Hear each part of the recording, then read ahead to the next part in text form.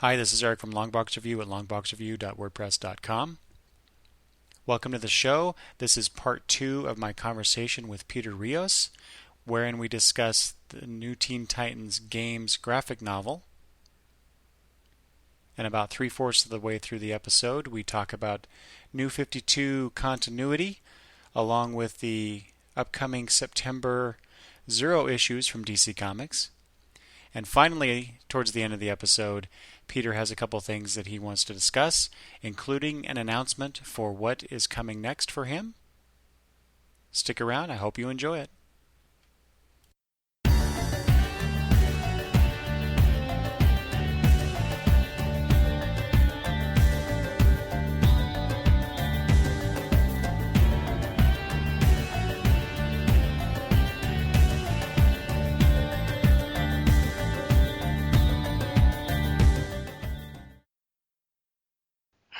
Okay, so we're going to move on and we're going to talk about New Teen Titans Games, the event from last year. Mm-hmm. That for those of us who have been around for a long time reading comics, especially who fell in love with, as I did, and I'm sure you too, Peter, the New Teen Titans by Marv Wolfman and George Perez. Mm-hmm. We get this kind of a cap, I guess, not really a cap, but this nice little treat. I'll say that. So we're going to move on and talk about that. But first, Peter, I imagine you probably get tired of this, but I've always wanted to try and stump the Rios. Nice. Okay. Do you mind if I? No, not at all. Okay. I love me trivia. You probably get hit with that all the time, but I've always wanted to try this, and I'm sure you're going to get these because these are all New Teen Titans related. Okay. Okay. And they have some relation to New Teen Titans games. Okay. So there you go. Well, one of them is kind of very tangential. So anyway, you ready? Okay. Okay. So during the here's question number 1. During the New Teen Titans run, and that includes, well, I won't say anymore. During the New Teen Titans run, how many times was Titan's Tower destroyed? That's funny.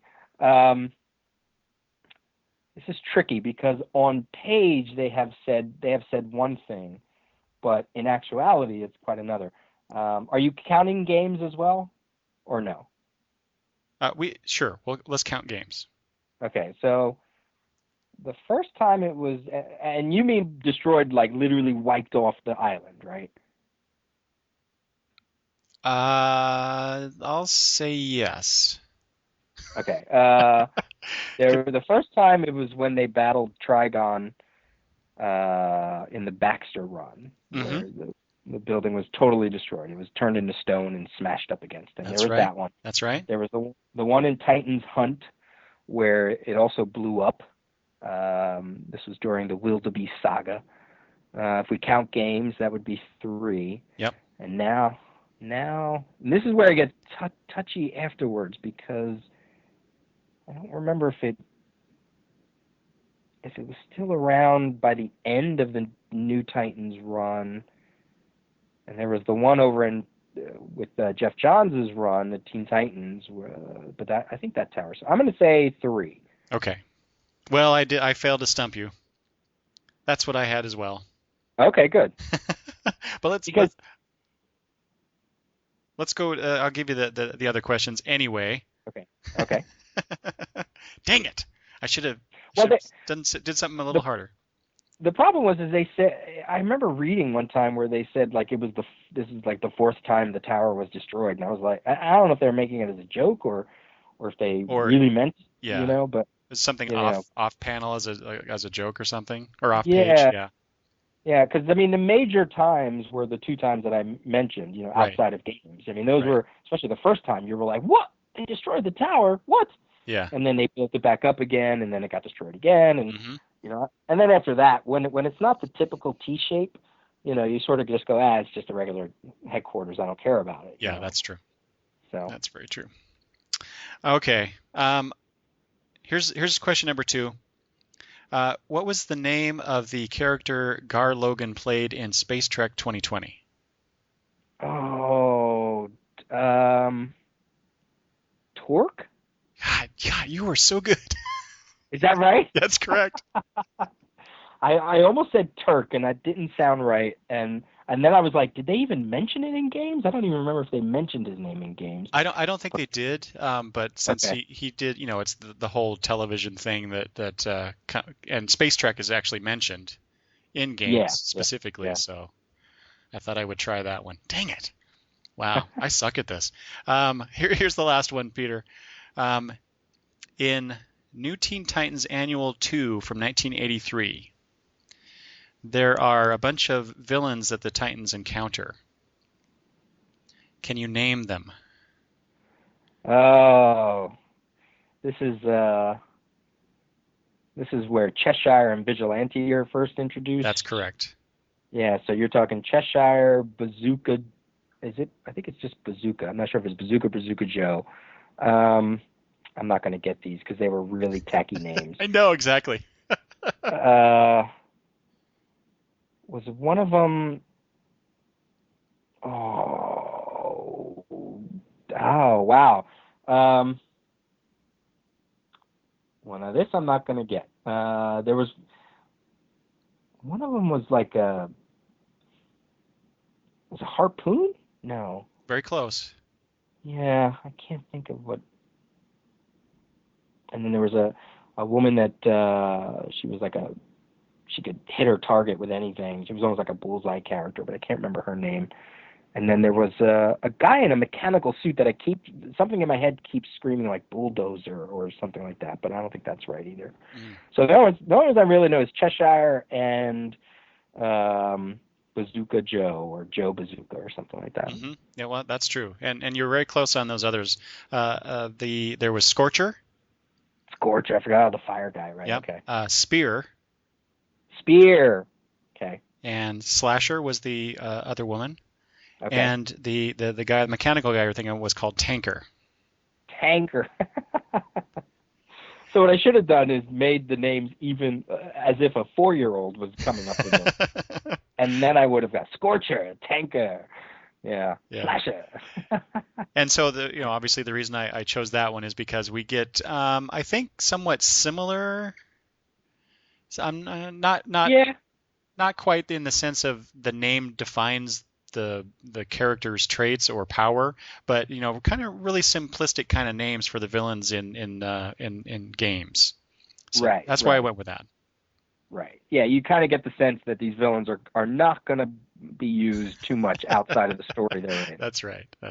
Although that'd be interesting, wouldn't it, if suddenly something out of games came into the New 52 version of Titans? Well, yeah, that'd be interesting. All right. Well, there you go. I failed to stump the Rios. Good question, though. No, those are you're being far too nice.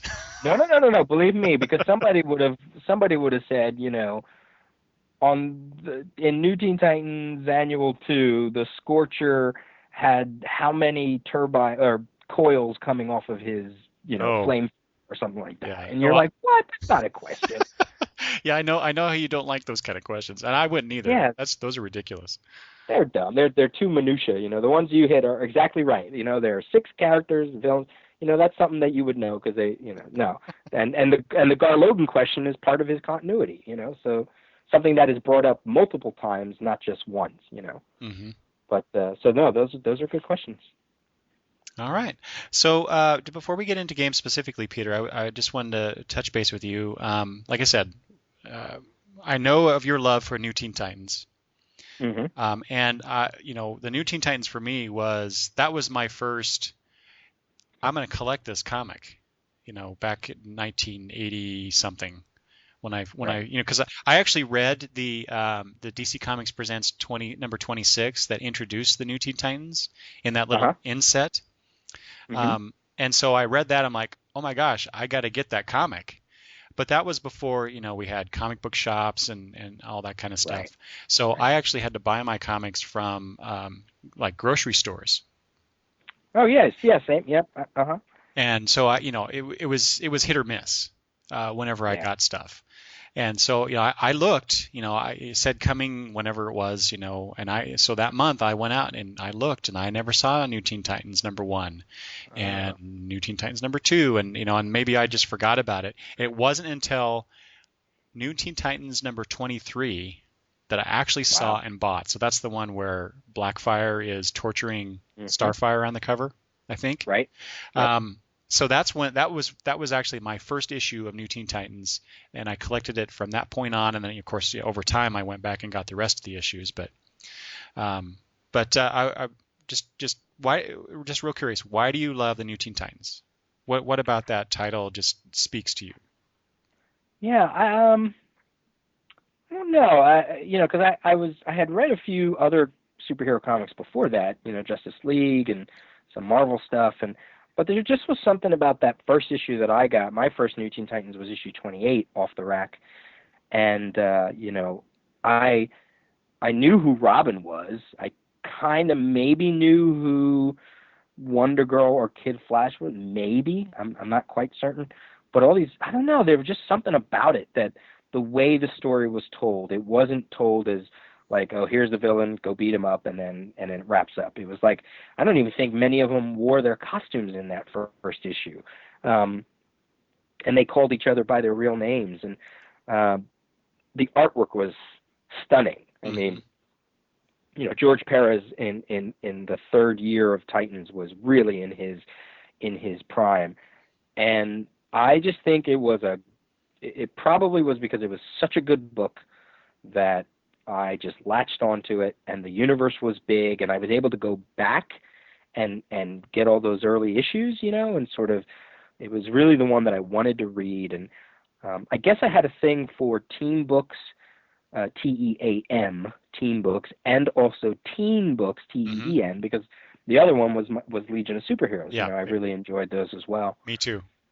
Yeah, and New Mutants to a degree. I really liked that book too. So I think it was maybe because of my age, but also the stories just felt interesting. They were sort of contained universes. You were watching these characters grow, and Marv Wolfman, George Perez.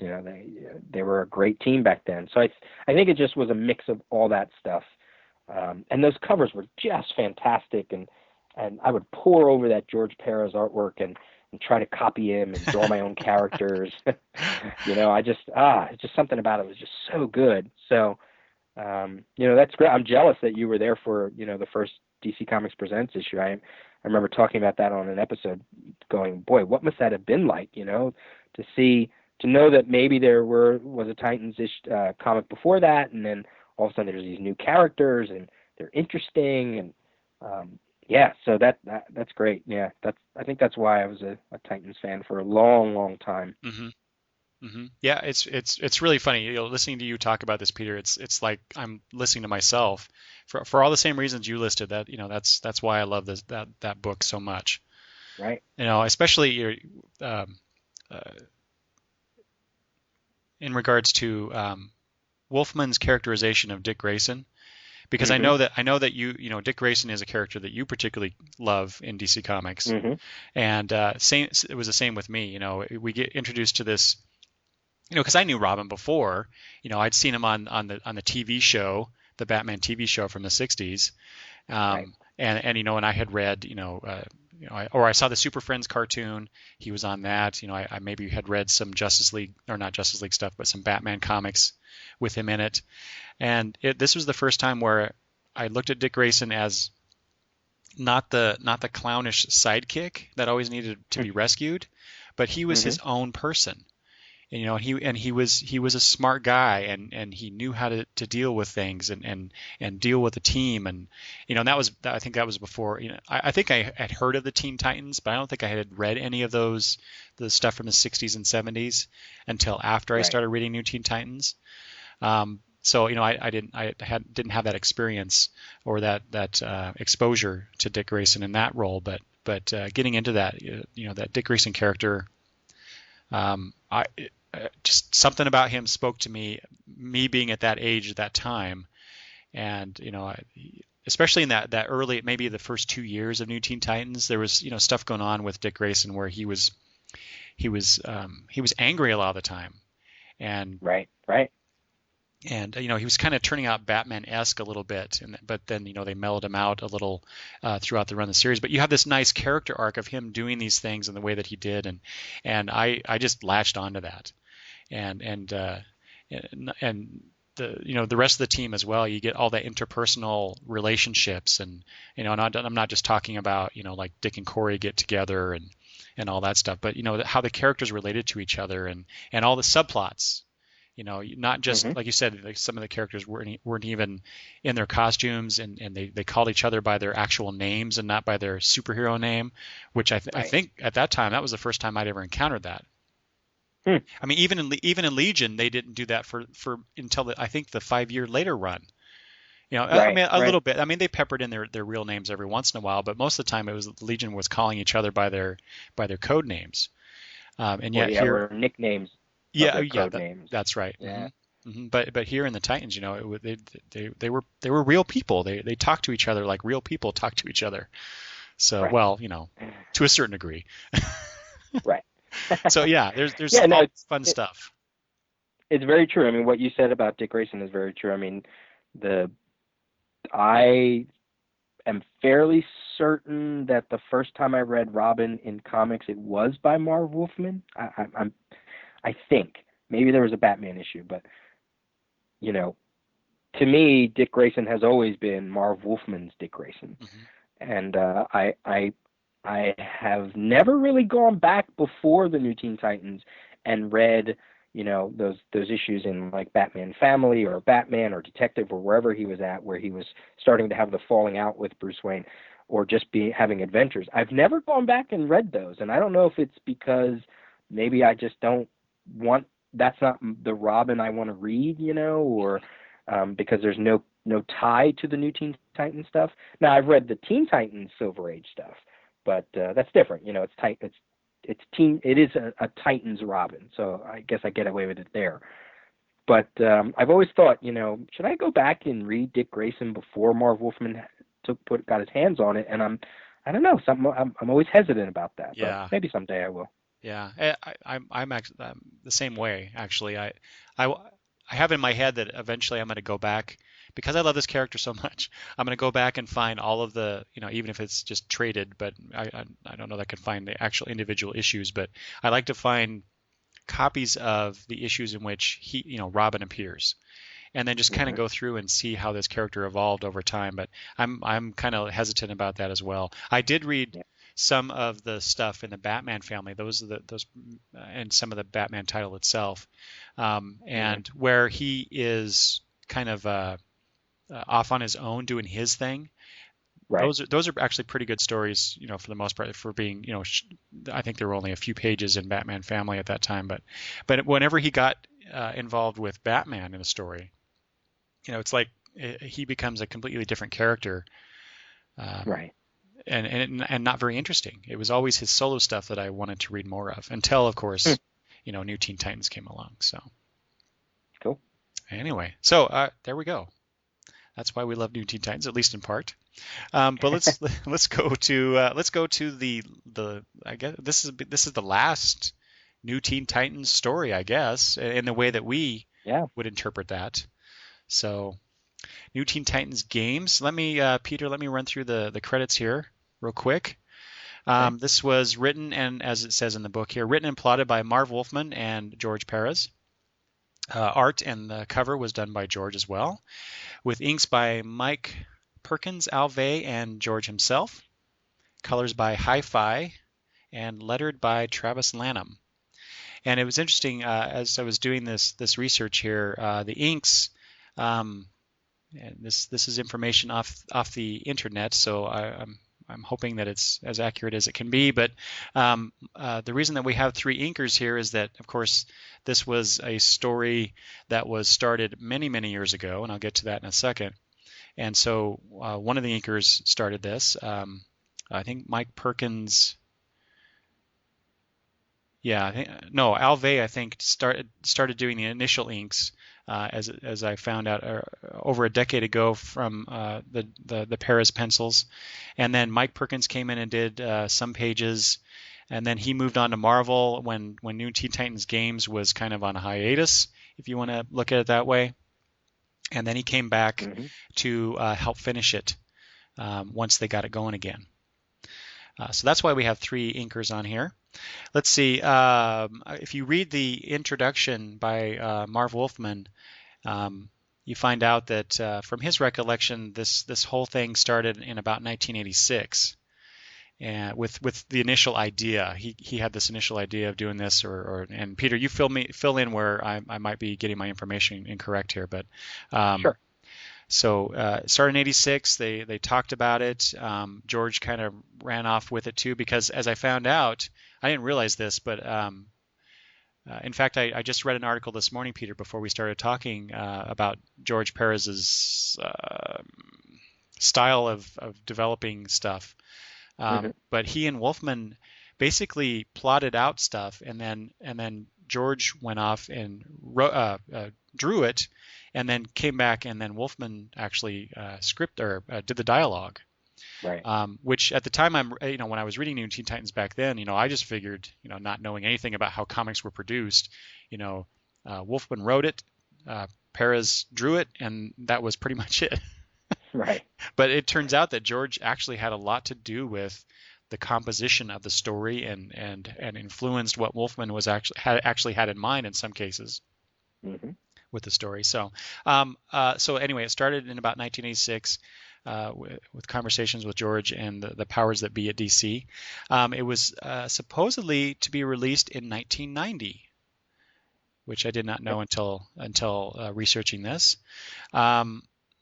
Although I think I do remember, well, that was again before the internet, so somehow I have a vague recollection, or maybe I'm just making this up thinking I knew something I didn't, but I seem to have a vague recollection of hearing this news that there's this new thing coming out, a graphic novel of the New Teen Titans, and I remember being excited about that. Oh yeah, yeah. And then there was, then it kind of went away. It didn't happen. If you read the introduction, or if you read anything about the background of this graphic novel, George did what was it, 60 or 80 pages? Yeah, I think the number that seems to come up the most is somewhere around 70. So okay. It's like an average, somewhere around there. Mm-hmm.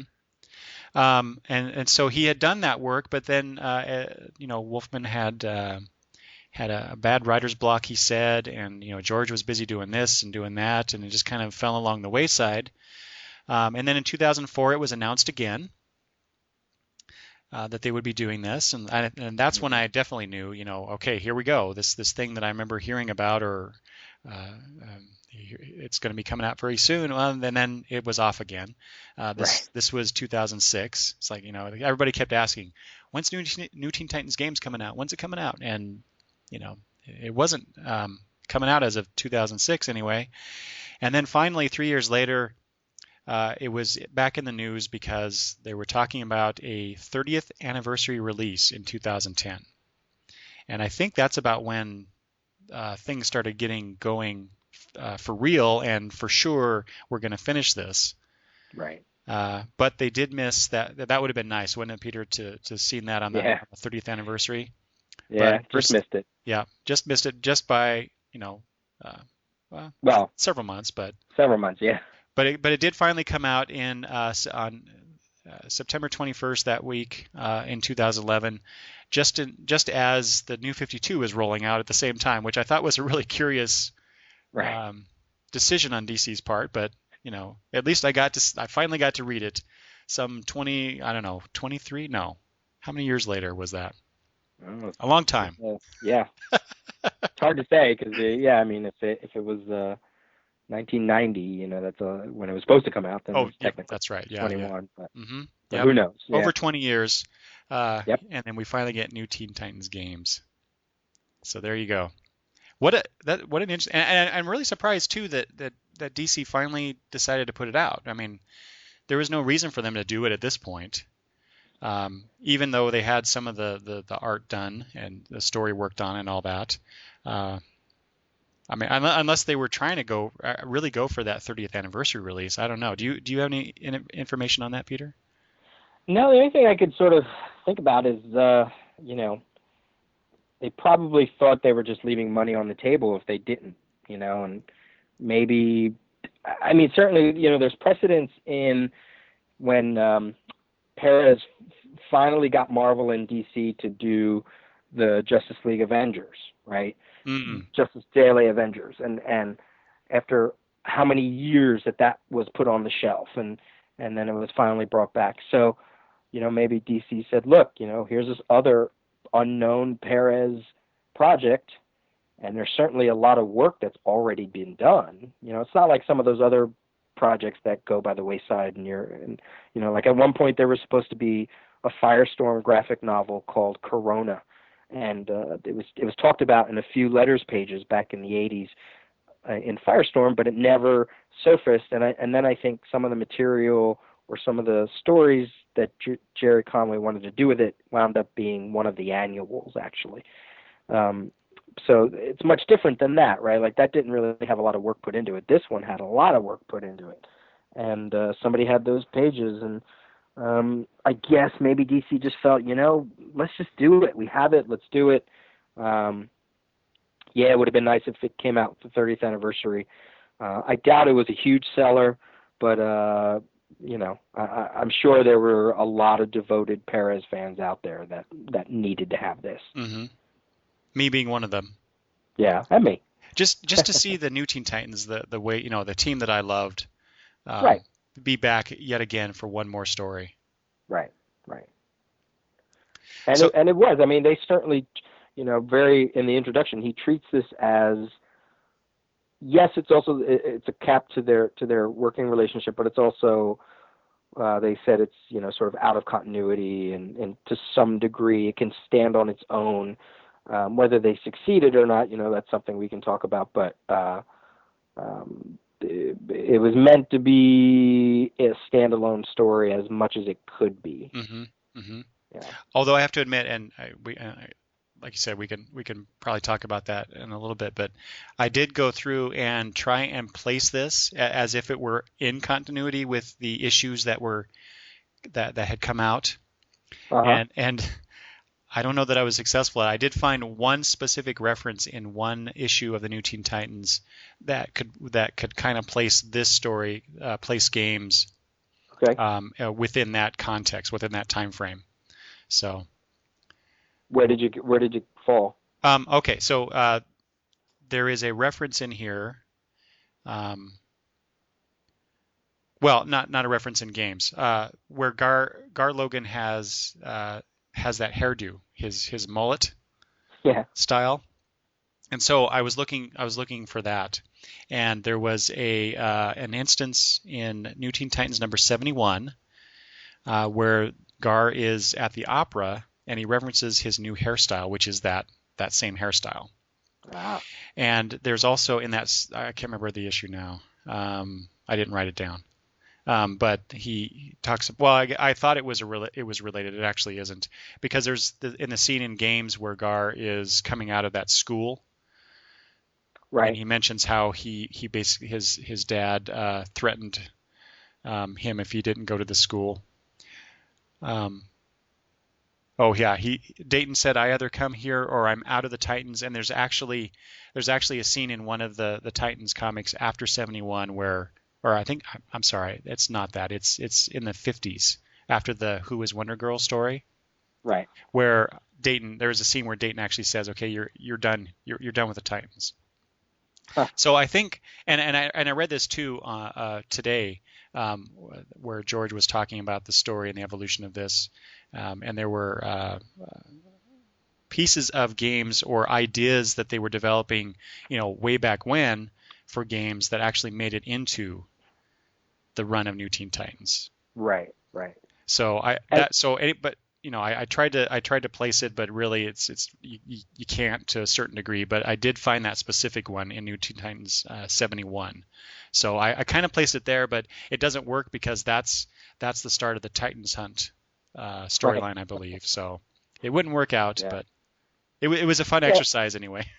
No, I think it's hard, and there's somewhere, I swear, I think I read somewhere that even Who is Wonder Girl was supposed to be an original graphic novel that Yes. they split up. Yes. Um, Yes. I yeah, read that too. yeah, and I know in that storyline they don't take Danny Chase on that grand space adventure, and I can't remember. My Titans reading after that is a little spotty, but memory wise, and I want to say that Danny wasn't really part of the team that much when Wonder Girl was Troya. So Hmm. I'm always of the mind that, when you have Troya on the team, Danny Chase is not on the team, but I could be wrong. So it is hard. It's really hard to place, and certainly to try to play, because they say it is a standalone story. Maybe at the time they wouldn't have done it, but over the years they just had to do it, because there's no way you can sort of reference the book because the book hadn't been out for 20 some years. Yeah. So, Hmm. you sort of have to make it its own beast. And they did. They certainly pool because even Cyborg's characterization in the graphic novel and games is quite different to what he was at that time. He wasn't as angry. His characterization in the book really felt more like the first and second year Cyborg, not New Titan Cyborg to Hmm. me. Yeah. So there was so there's some of that as well. Yeah. It's a really interesting. Um, what's the word I'm trying to think of here? Never mind. It sits in this weird bubble, I guess, of Yeah, trying to fit in, but it can't and it doesn't, and the incongruity of, like you say, like Cyborg, of some of the characterizations, or maybe even some of the timeline that's going on here. It's just it's a weird kind of story for us old fans to try and latch yeah, onto in some ways, I think. yeah. All right, Peter, do you want to give a brief synopsis of the story?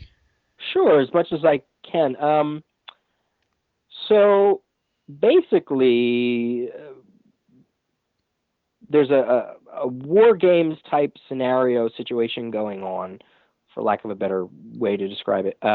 And a long-standing DC character and a long-standing New Teen Titans supporting character comes to the Titans and requires their help in this basically what he calls a political governmental war games type affair, Hmm.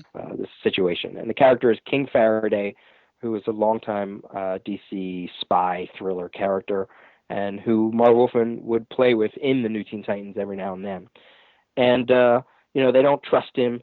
They're not quite certain why they should be involved in such a thing. And he eventually manages to get them in through nefarious means, almost to the point of blackmail.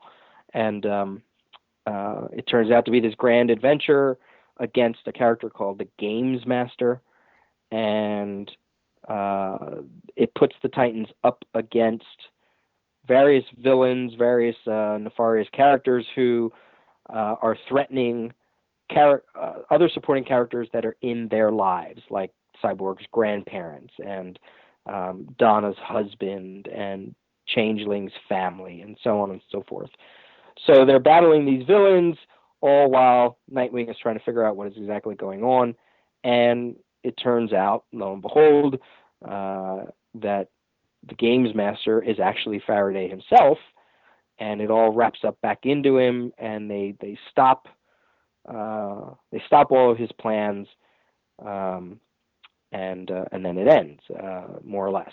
It's a little bit. There's obviously a lot more to it than just that, but that's kind of your basic nutshell Hmm. synopsis. Yeah, Yeah. that's a pretty good one. I like that. Okay. Um, excuse me. So I was just first of all, Peter, what did you think of the format of the book? Because most graphic novels nowadays are kind of in the same relative size of the comics that you buy every month, and yet this was an Hmm. oversized book.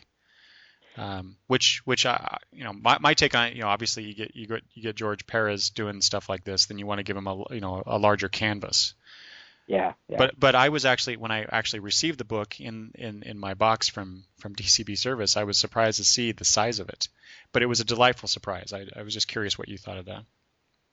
No, the format was, I thought, great, and it was kind of fun to see, some of these characters larger than life, larger than we're used to, and allowed for some detailed work that Perez is so well known for. Mm-hmm. The format, no problem. I enjoy formats that are off the out of the box, Yeah.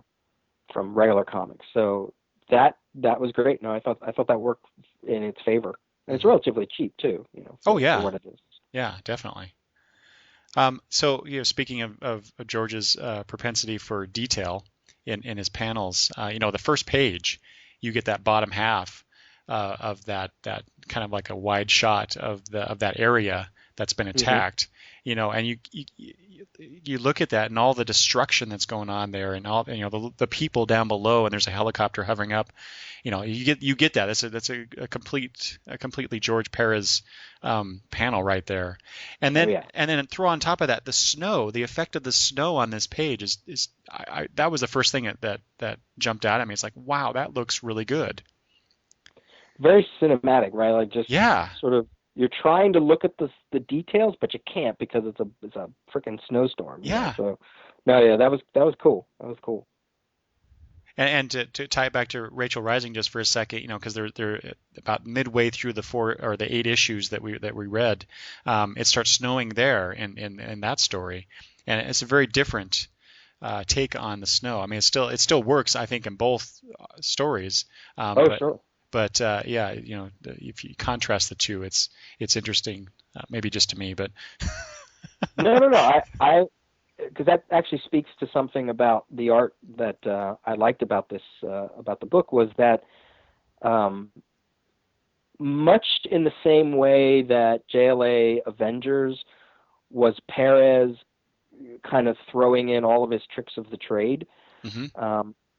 A lot of that was going on here as well, not to the same degree, obviously, but right. But this was like his entire visual arsenal was unleashed on the book to varying levels of success. And that first opening chapter, and also something that happens later on in the book, threw me all the way back to Crisis, where in issue, I think it's number 3, some of the heroes and villains go back to World War II, and they go back to a scene. They go back to Markovia, which is right.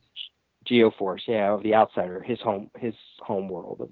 His home country, but back in World War II days. And they did snow there. And what they did was one of the first times that they used, instead of actually using white, they basically used negative way. It was, I think they used black, and then when they printed it, they just printed it as white or something like that.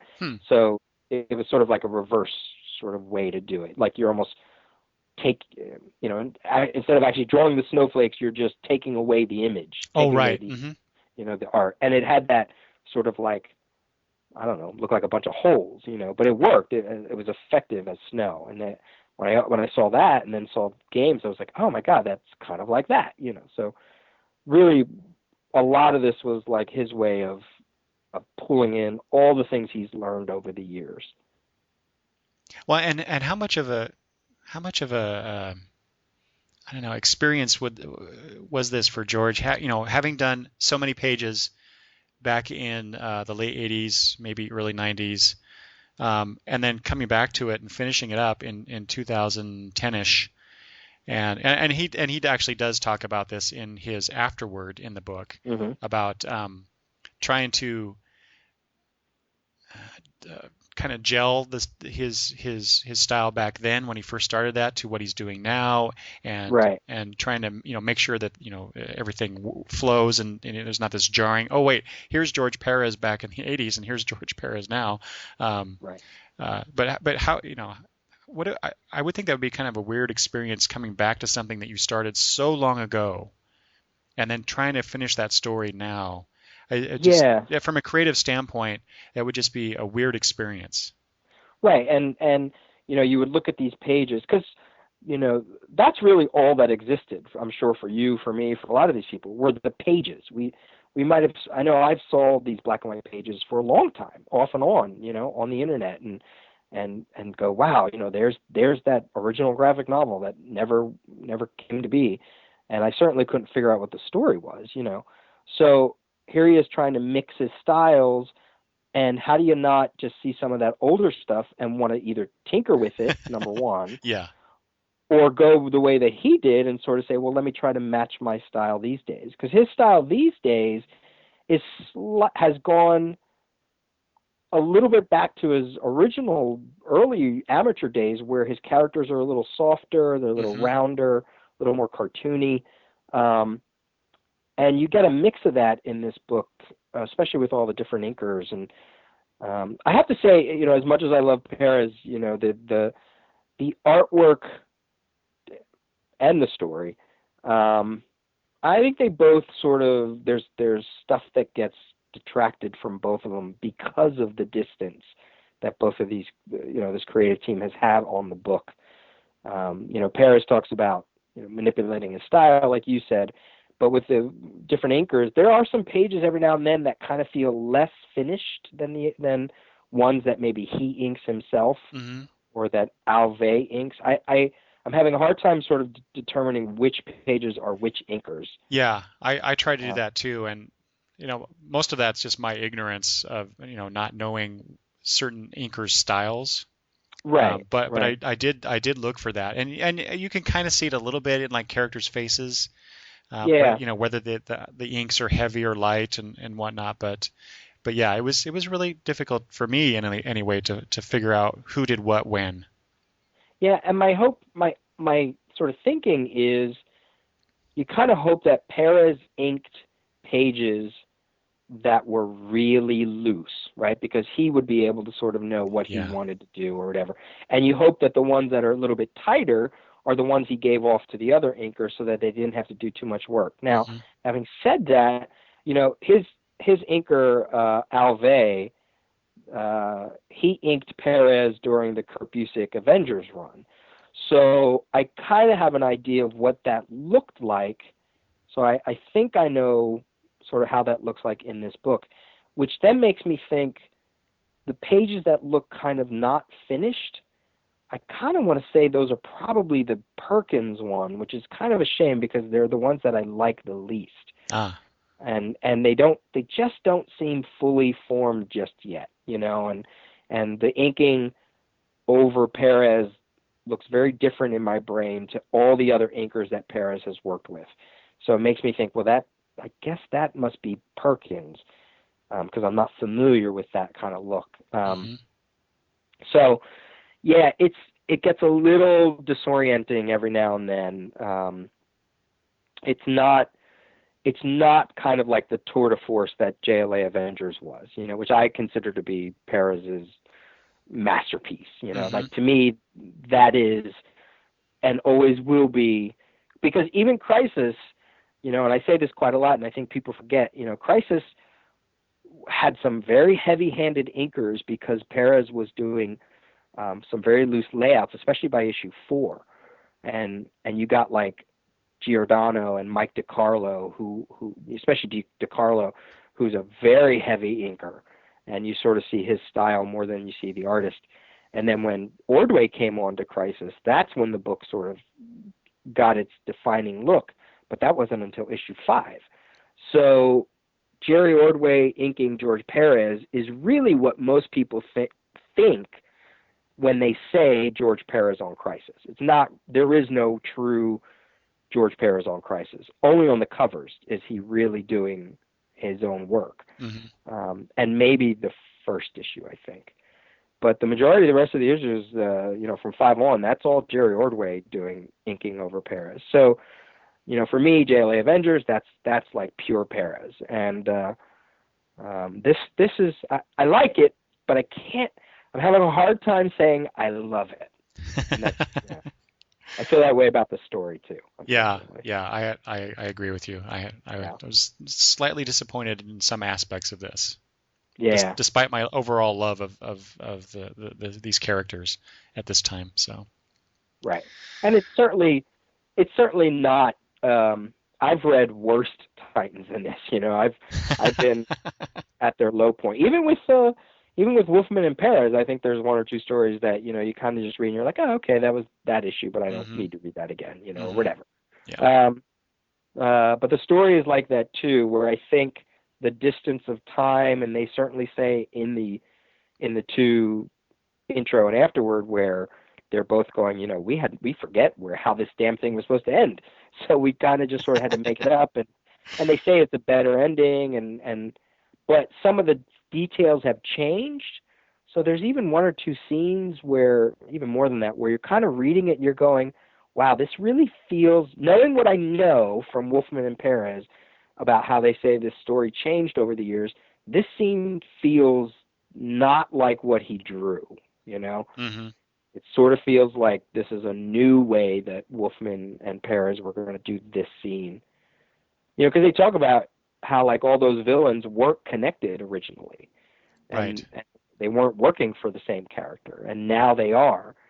And you know, I know that all the things that as they were trying to disrupt New York, and um, for those people who haven't read it, a deeper meaning in the story is that the New York was going to be blown up so that the governments would. It's a very Watchmen thing, so that the governments were going to get together and try to make sure that everybody works together.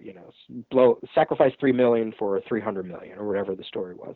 Right. And some of those individual villain scenes and battles and fights, I don't know, just came across kind of awkward. Yeah, exactly. That's exactly what I was thinking.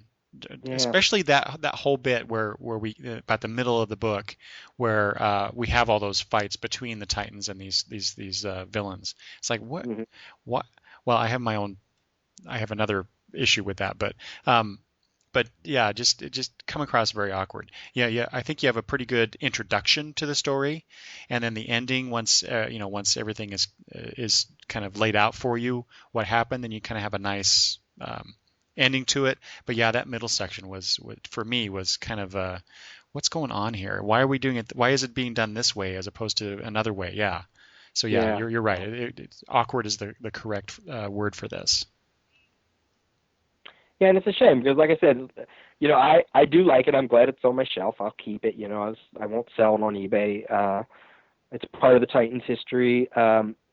But and there are definitely some things to like about it, and the death of a major supporting character came as a shock. Oh yeah. Uh, I was surprised by that, um, and and the Faraday thing is actually interesting. I kind of liked that. I think somewhere along the line, somewhere in the middle of the book, you start to go, okay, I think I know how this is going to play out. hmm Um, uh, and it does eventually play out that he's the mastermind behind it all, sort of. So, I'm glad I read it. Like I said, I wanted to love it, and I really want to know, somebody who doesn't know these characters. I wonder how it works for them. Did they get enough characterization to understand who this team is, and did they get enough background to understand why it's such a major part of DC history? And did they just get a good story?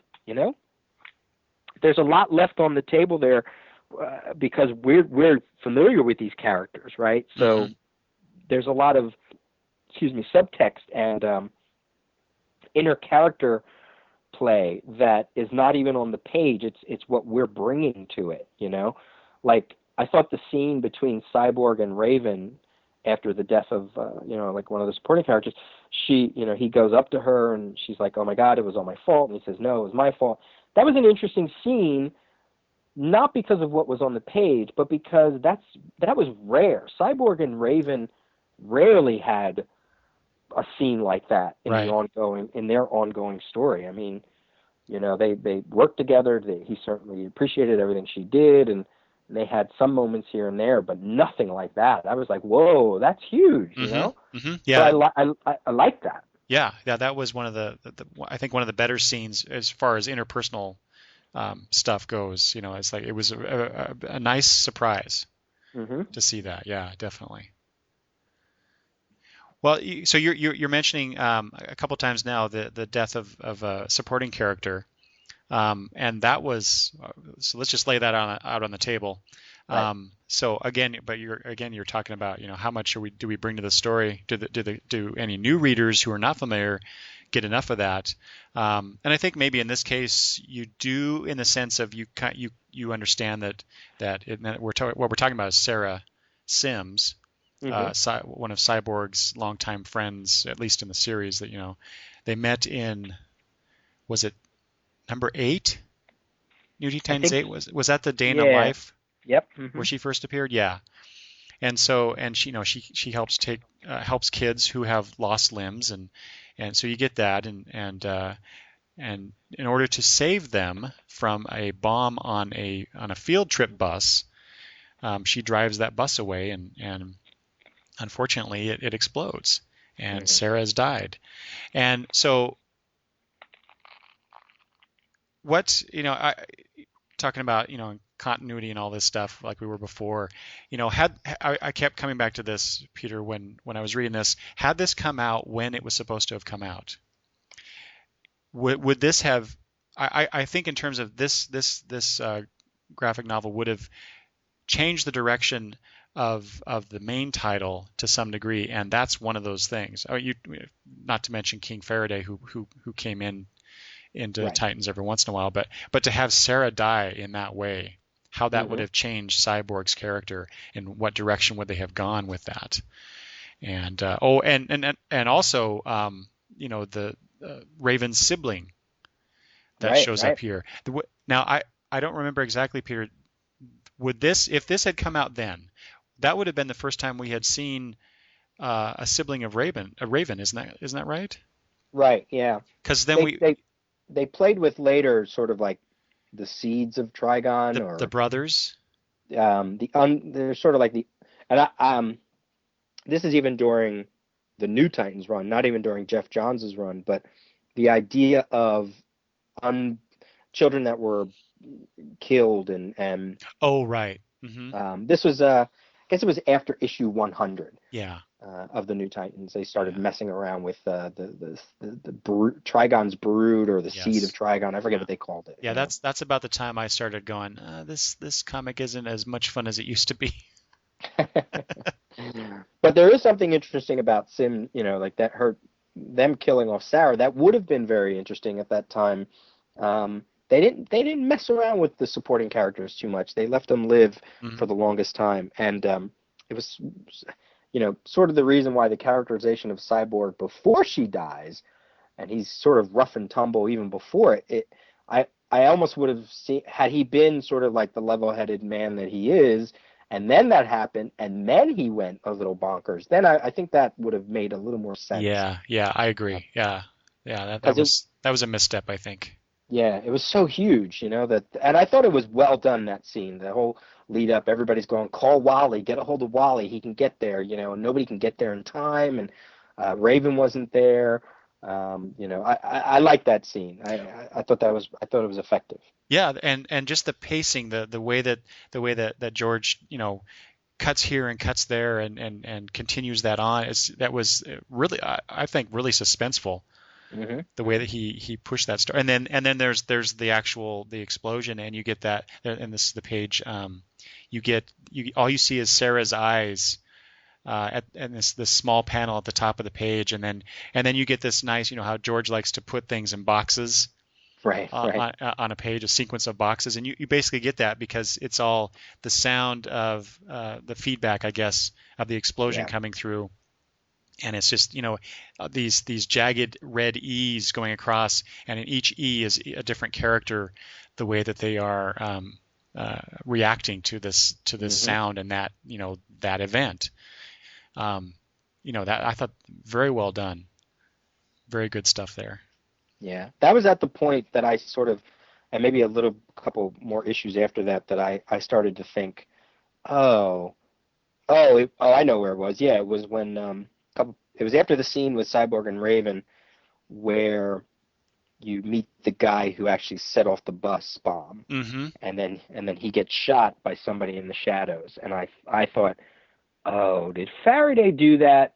Did he make that happen so that the Titans would be involved? Now, I still wasn't thinking that he was the games master at that point, Mm-hmm. but I was certainly thinking he was behind that. Oh, see, now that would have been a more interesting take on the story. If he sort of planned that just to get them involved, Just to get not, them, yeah, as yeah. opposed to being behind the whole thing. Which, Yeah. they say in their description of the book that the ending is different. That the games master, I think, was supposed to be a character. So Mm-hmm. maybe they were going that route. Maybe because the guy who shoots the guy who set off the bomb, he looks, even though he's in shadows, he's got a gun, he's got a suit. It kind of screams that it was Faraday, and Mm-hmm. I sort of wonder if maybe they were going that way, but then they just decided to make it Faraday altogether. Yeah. Yes. To me, that would have been a much better take on the story, though. Yeah. King Faraday is kind of up until this point, well, first of all, he comes across as, at the beginning of the story, he's like this pompous ass, Yeah. ordering Nightwing, hey, well, first of all, encountering him, training in the park, and Dick he's out of costume, and Faraday's just standing there waiting for him. Is like, okay, Nightwing, get the band together. I got something to talk to you about. Mm-hmm. As if Nightwing, works for him. And then there's also a scene where they eventually do come together in Titan's Tower, and this is where I don't know who inked this part, but regardless, the panel where Faraday just kind of you just see a 3/4 headshot of him, Mm-hmm. and he's kind of looking away from the characters, and he says, "I thought your people were prompt," and it's not what he says here, but the way that the character is drawn, it's like this guy is such a dick. Absolutely. But for so yeah, he's kind of this, like I said, pompous ass kind of character, ordering these kids around to do what he wants, and they initially refuse. But so for him to go off and manipulate things to get them to do this, to the degree of killing one of their friends, see, that would have been, I think, just an amazing story point. Yeah, yeah. This is one of those sequences that I'm having a real hard time figuring out who is the inker on it, because when you go a little bit further into that sequence, when Gar and Danny have that little fight that really just Mm-hmm. comes out of nowhere, Mm-hmm. a lot of those pages, the inks are very light. Then you turn the page where Dick is yelling at Garfield, and Oh, yeah. suddenly the inks are very heavy.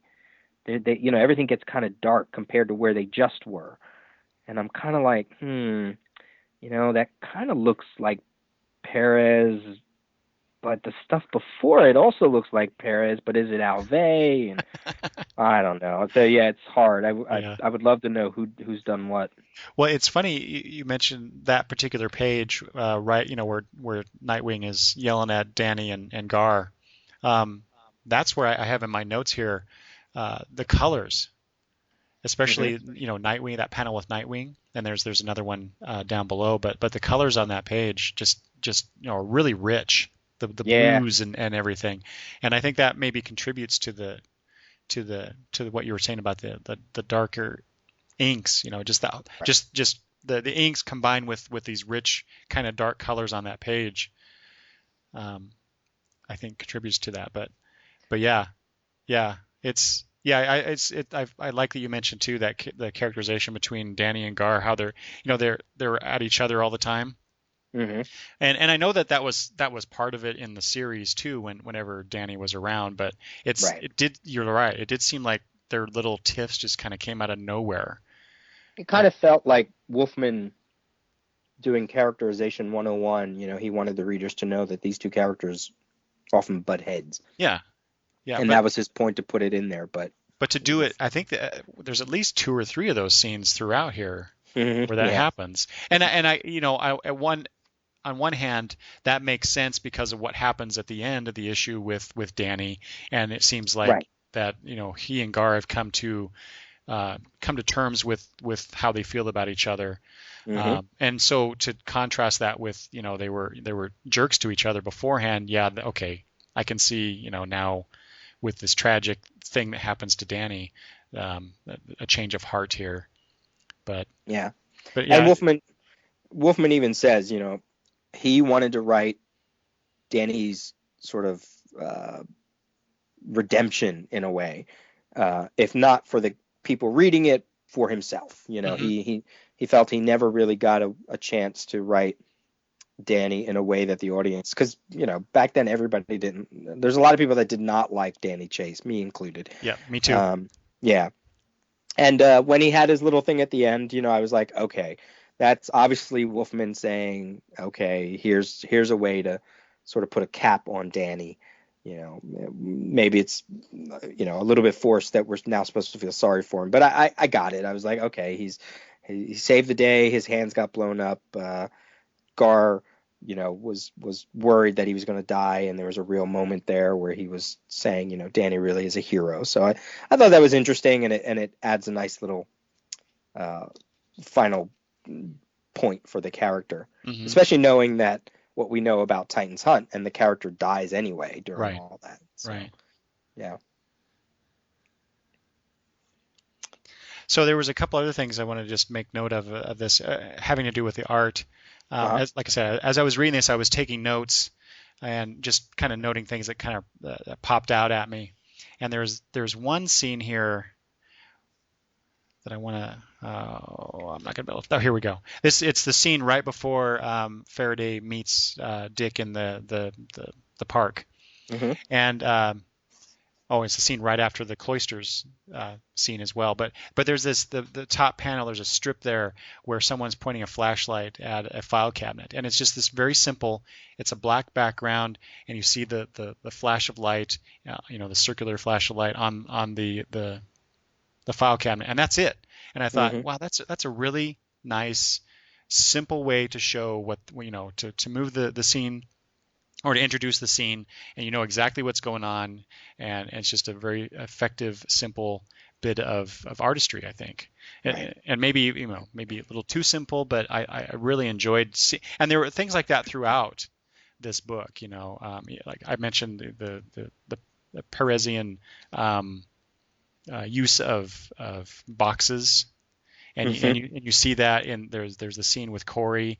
They're filming a commercial, which that was a weird thing to me. I know she did in the comic she did like photo shoots and stuff, Right. but for her to be helping to sell a car, I thought that was an interesting progression of that. I guess I don't know. But it just kind of struck me as weird that a Starfire would be doing that.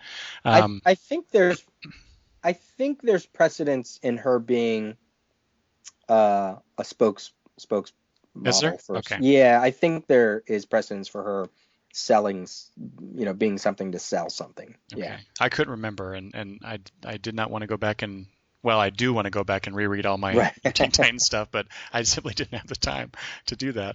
And then there's that scene where Raven is in Azarath, where you get that really almost like charcoal effect.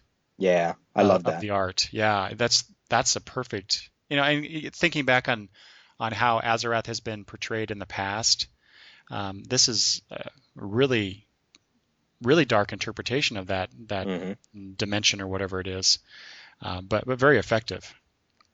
Yeah, it sort of brings back the early Baxter run stuff, although they used like an amber color with all that dark charcoal stuff. But no, I thought that was really well done. There's a lot of the some of the fight scenes, Donna in the subway, even if it didn't necessarily make sense or was interesting, it at least was really good. The fight scene with Dick and the strategist is really awesome. I mean, Perez's fight choreography is always top notch. The silhouette panels that was really nicely done.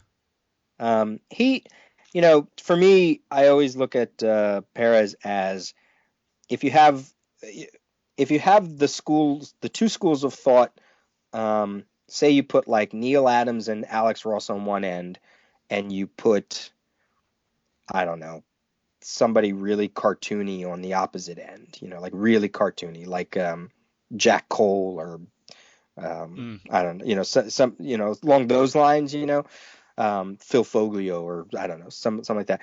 Perez kind of always seems like he's in the middle, Yeah. especially at his height. He has his own style that is based in reality, but is still cartooning or comic book, I should say. Mm-hmm. Superhero. It's very superhero. It's very much in the superhero comic language, without being Kirby. Even though he certainly used Kirby's tricks earlier on, he has his own tricks now. So he always is like right square in the middle. It's good superhero comic book art, and some people don't like it, and I certainly understand that.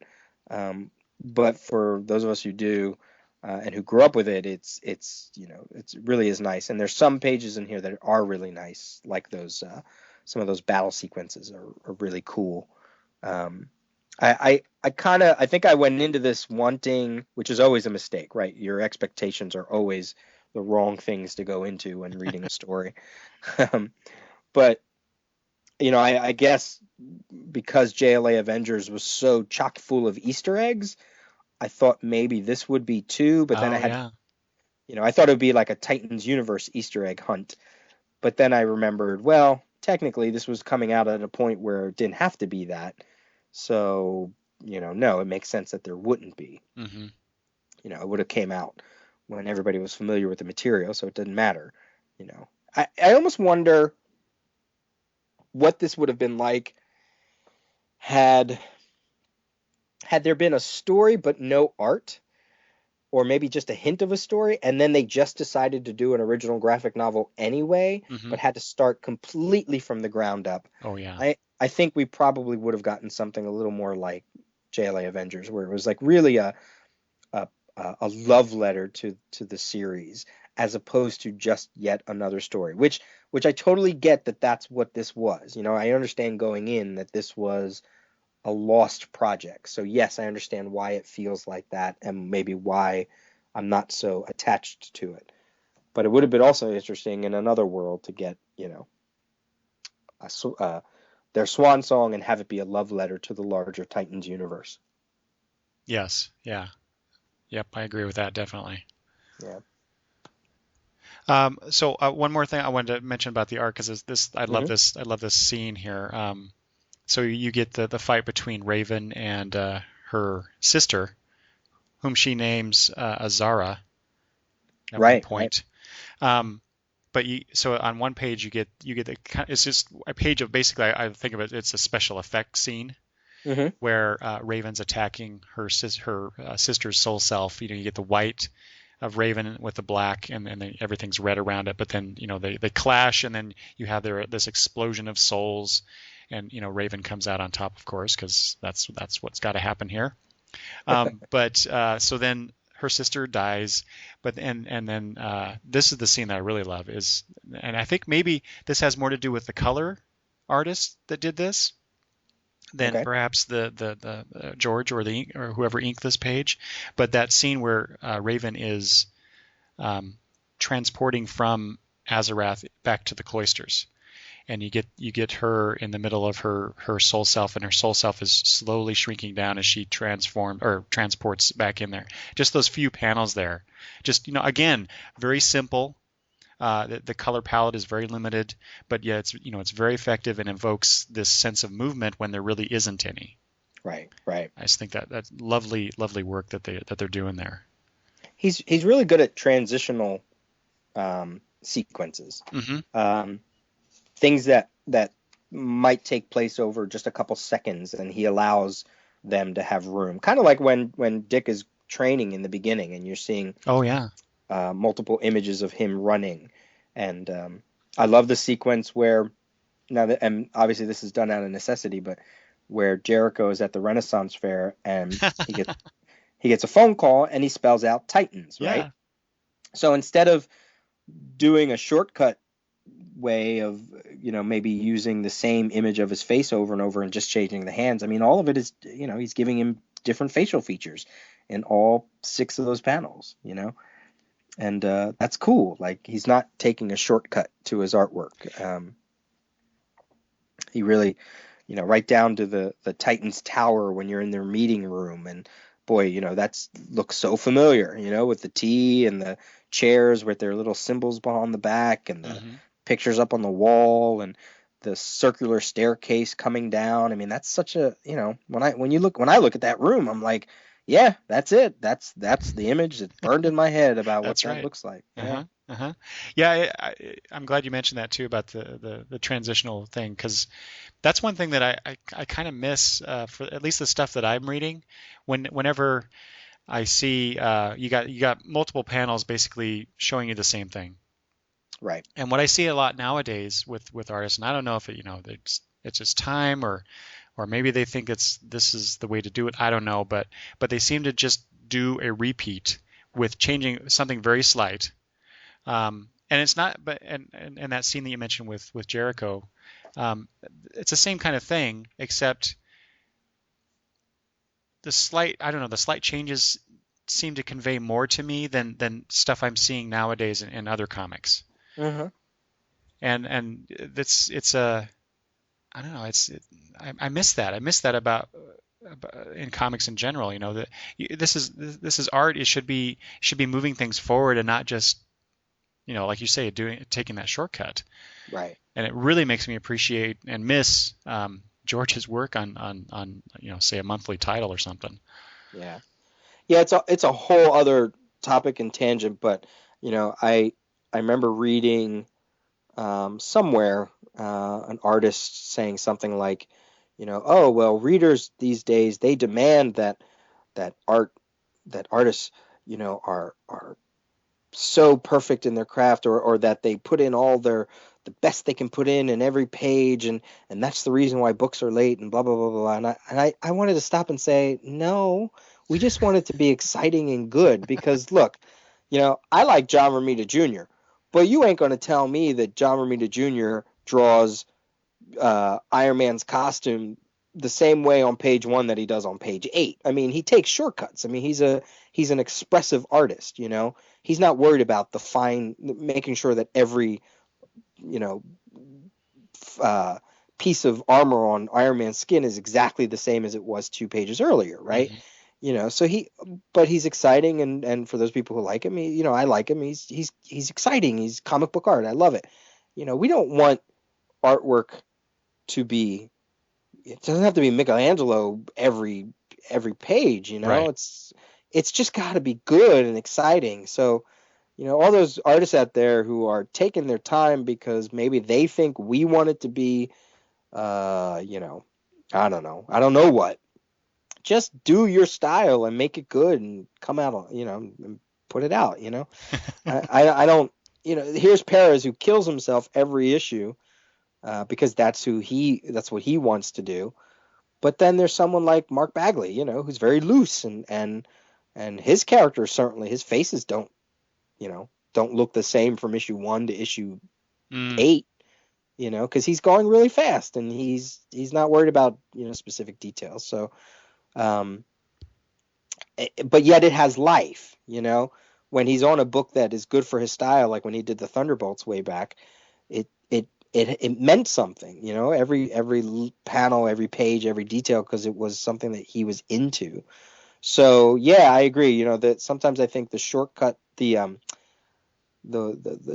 tricks that some artists use these days are actually hindering them, because it just comes across kind of stale. And when you get too lifelike without any energy, or too I don't know what it is, too let me use computers for this, and let the colors be real muddy and dark for this because it'll look like a video game or whatever. I don't know. It just doesn't. I don't like it.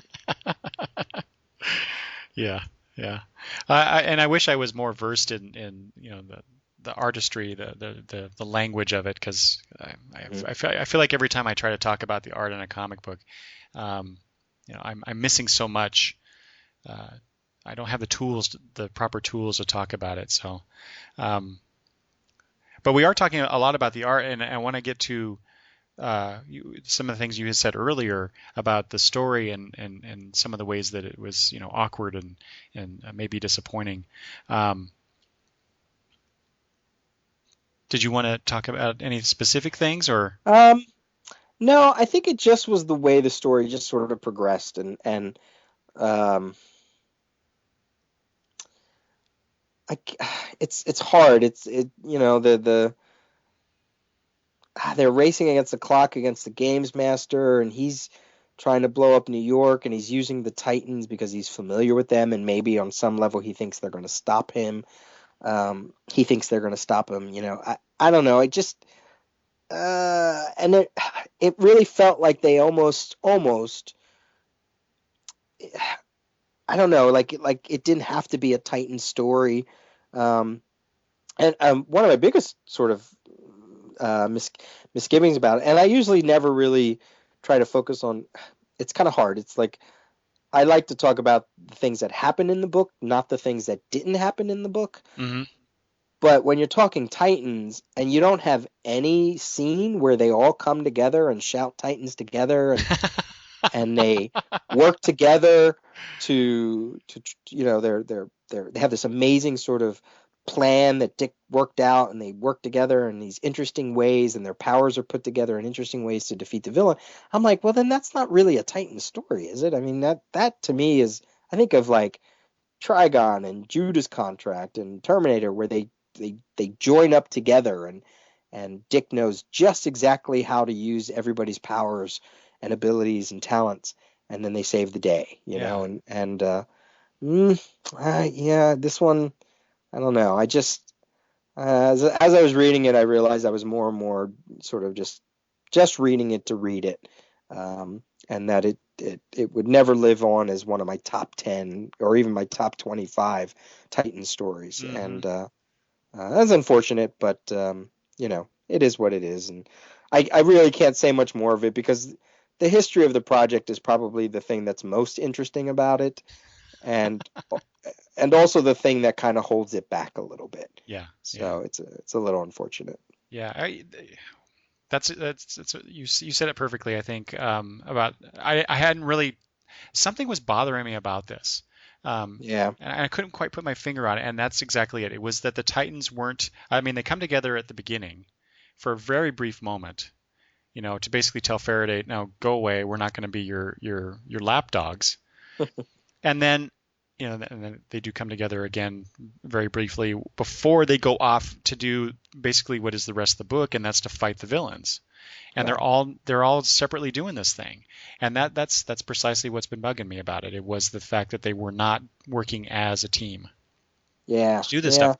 Yeah. And then again, I try not to focus on the negative, um, but something about these scenes where the Titans, Dick sends them off to fight to do these investigate or to encounter these villains, but everything was too on the nose.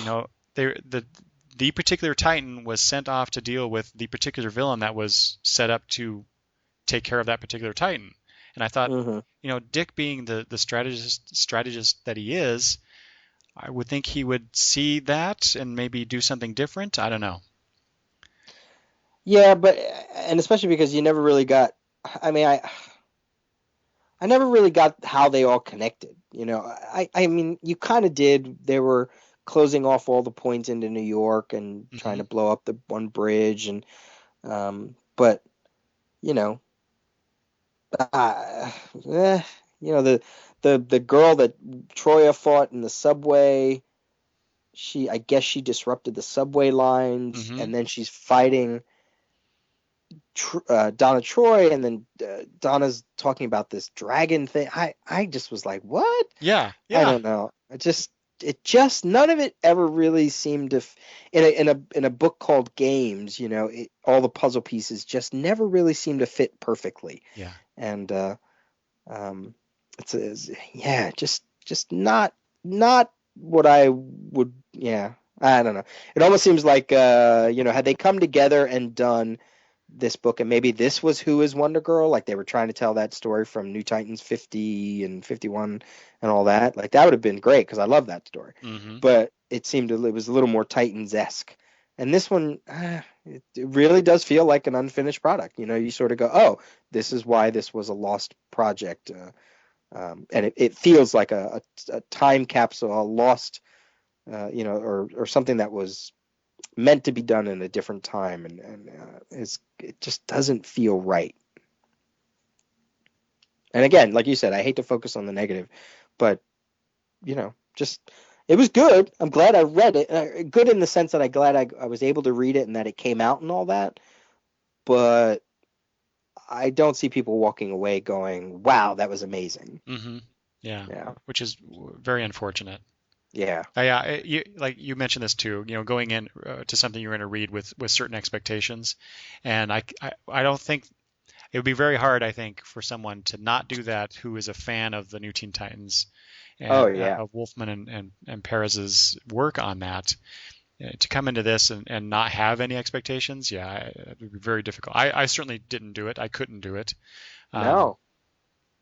But I read it. I enjoyed it for what it was. I like I said, I keep saying this, but I really like seeing this group of Teen Titans together again, even in a perhaps an okay story.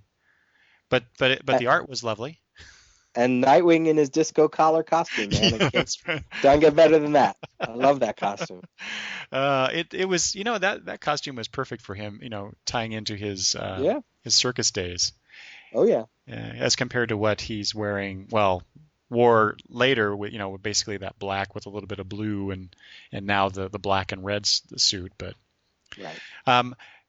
so maybe to wrap this up, but at the end, you get the aftermath of the story, and you find out that Danny now has prosthesis arms and hands because the bomb he was trying to defuse, he was able to contain the explosion, but not but at a cost, and so you see that, and maybe where that I think in terms of what would they have done with that again had the story come out when it was supposed to, with Sarah dying and Danny being in this situation and Titan's Tower blowing up, which you get that full page spread of the Titan's Tower, the explosion.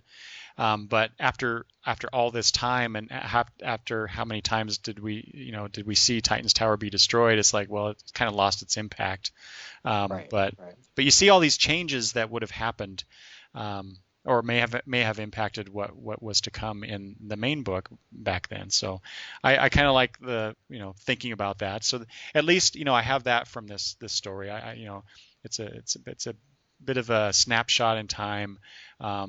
Harkening back to something that I've loved all these years, and what would happen there, and then at the go ahead.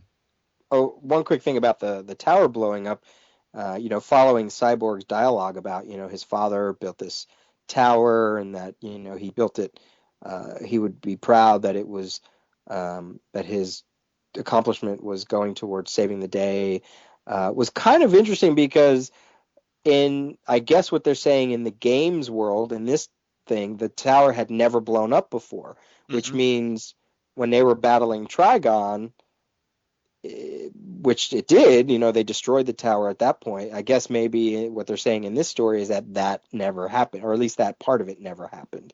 That this was supposed to be the first time the tower ever blew up, because they rebuilt the tower after that, and his father didn't build it.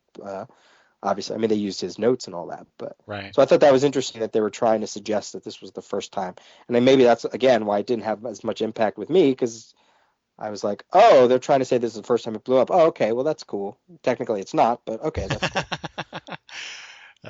But it was nice that exact scene that you're talking about.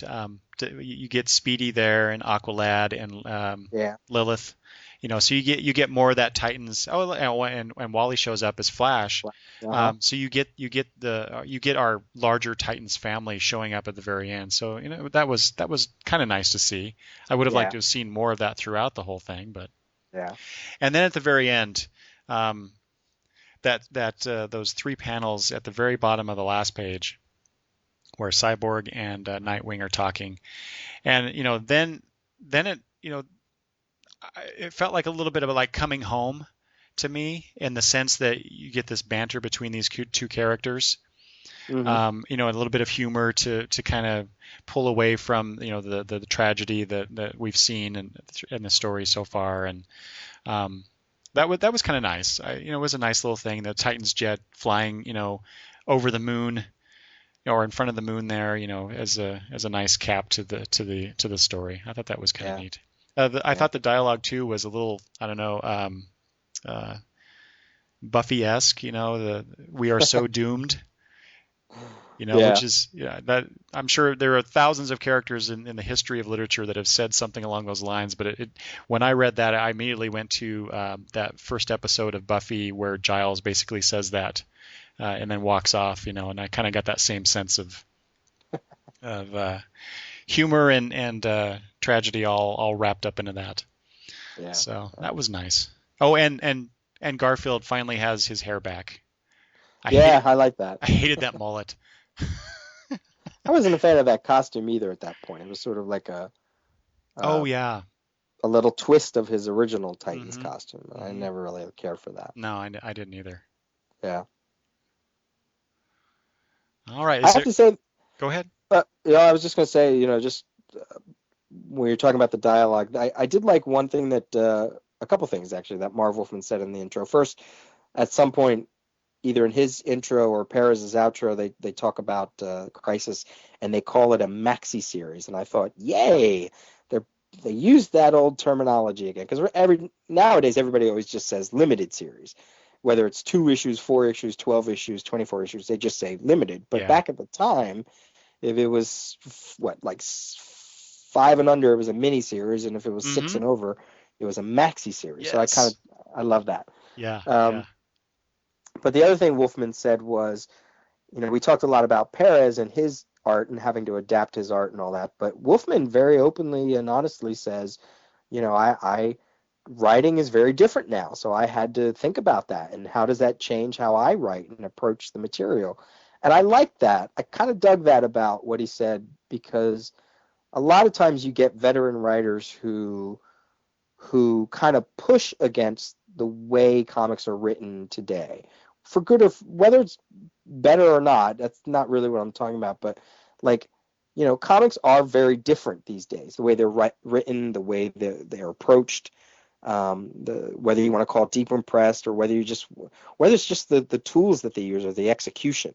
It is very different. And sometimes when you read older writers writing books today, you're like, oh boy, this is so out of date. It almost doesn't feel like it has a place anymore. And I kind of like, whether he succeeded or not, I like that Wolfman at least addressed that and was big enough to say, hey, the writing has changed, so I should be aware of that. I kind of like that. I like that a lot. Yeah. The fact both of them trying to adapt to the current climate. That to me, that to know that about them makes me just appreciate their work all the more, even if it wasn't as successful in the execution that I would have liked. Absolutely. Yeah, definitely. All right. Anything else about new Teen Titans games, Peter? No, it's there. It's finally out. Between that and JLA Avengers, I can't think of anything else that I want. Paris certainly has a lucky life. He was able to do these big projects, and hopefully it gave him some money. And I hope in his time as a comic artist in the next couple decades, I know his eyesight is going, or not going, but he's had surgery and stuff. And I am very thankful that his projects at least have made it out, and that we have this material. Do you think that because I haven't checked on this, do you think DC will release a trade version of this, or are we just is the hardback gonna be it? Because I can't see them doing that, is why I bring it up. It probably depends on sales, and I can't imagine that this was a runaway success. I mean, I think what we got is what we're going to get. Yeah. Especially now with the new reboot, Yep, definitely. Yeah. Well, speaking of the reboot, I wanted to ask you, you are reading the new I should rephrase that. I was going to say you are reading the new Teen Titans book, right? You were reading the new 52 Titans book. Is that correct? No, it's not actually. Oh, okay. I thought I'd seen that you were getting that, but Getting it, but not haven't really delved in much like all okay. teacher stuff. And I can't say I'm all that looking forward to it. I'm prejudging. I totally I totally know I'm prejudging the book, but I'm kind of like, in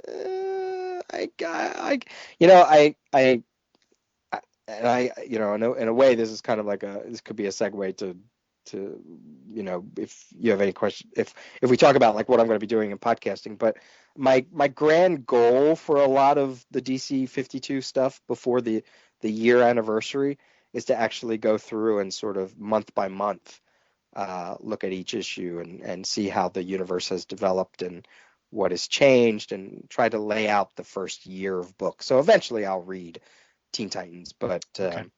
I can't say I'm overly and then the spin-off, the Ravagers book, which I also got, but is waiting, in the DCBS package.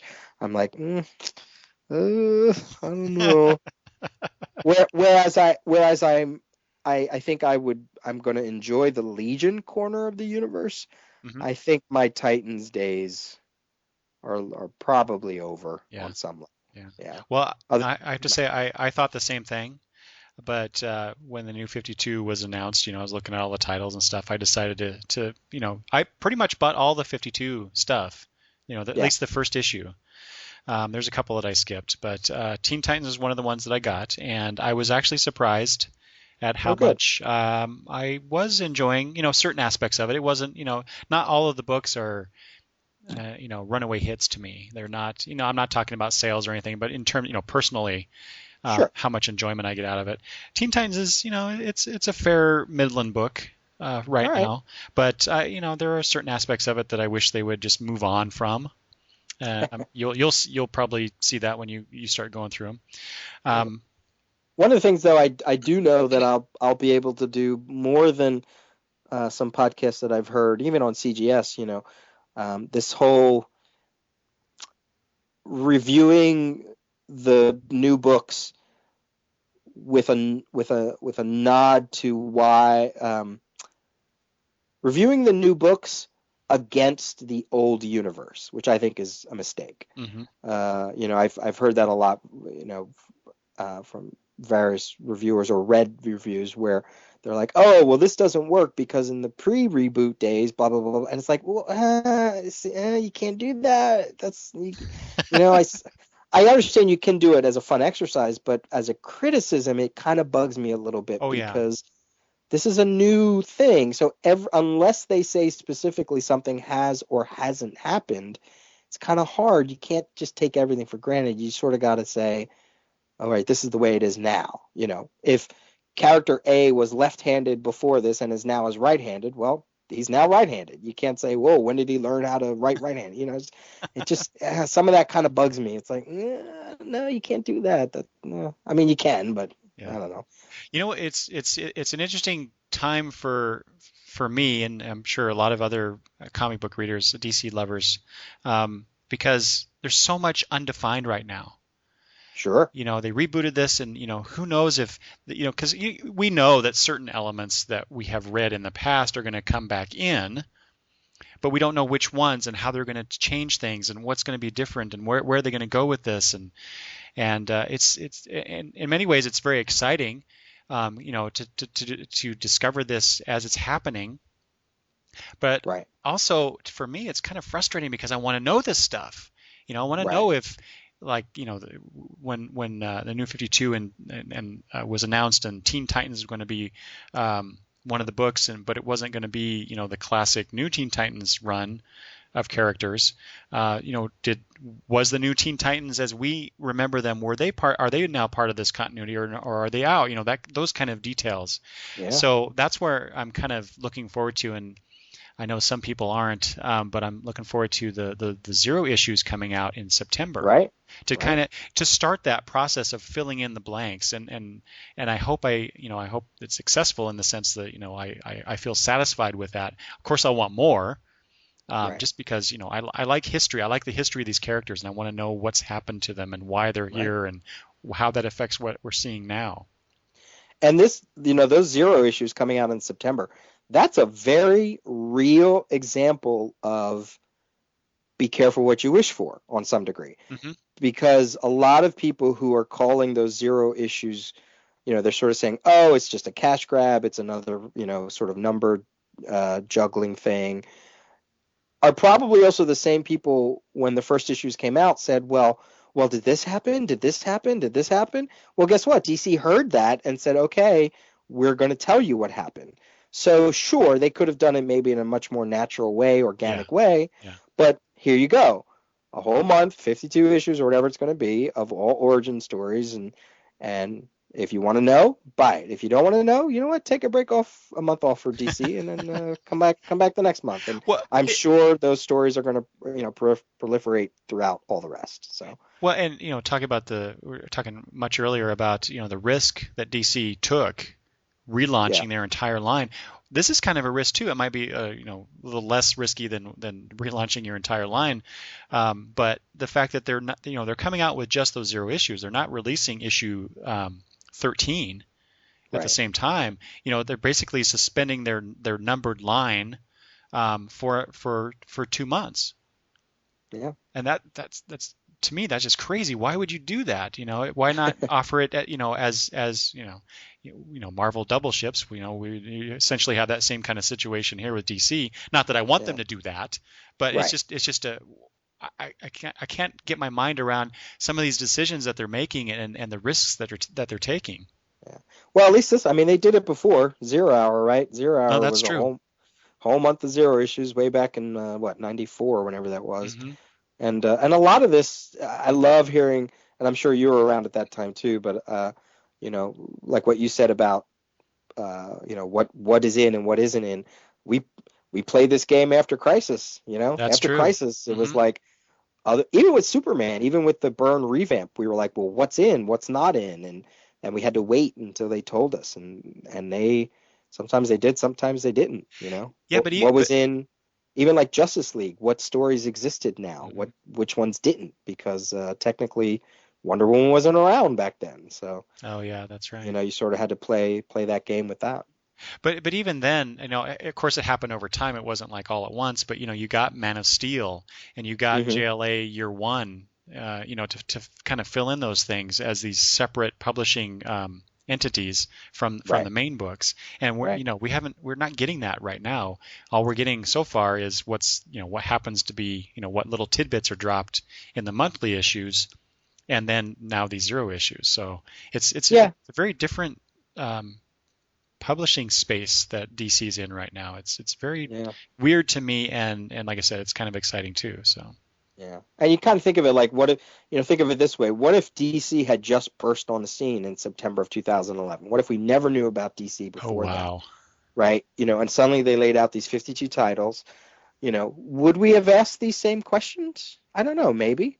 Or maybe we would have waited. Maybe we would have hmm waited and and as and let them tell the story they wanted to tell.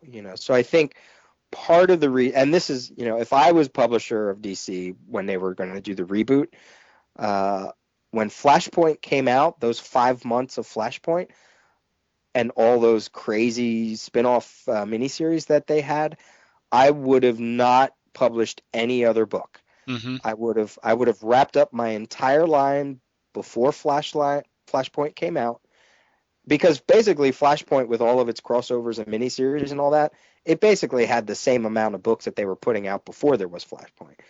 I mean, there was that many titles, So, and then I would have allowed that 5 month gap to happen, and then lay your reboot out. So then it wasn't like new. It wasn't like the new universe was smack up against the old universe. Would have had that 5 month buffer, kind of like what Flashpoint really was, kind of like DC's version of Marvel's Age of Apocalypse in like 94, 5, 6, whenever that was, where they stopped all the X-Men books, just did Age of Apocalypse for 4 months, and then started the X-Men line, all the X-Men books up again once they were done. And it kind of felt cool, you had this little interruption, and then they could just start wherever they wanted to start. So had they done that way with Flashpoint, I think we would have had a little more distance from the old universe to the new universe, and maybe not so quick to compare the two, and our expectations might have been different. So, but they didn't do it that way. So they didn't call me up and ask my advice.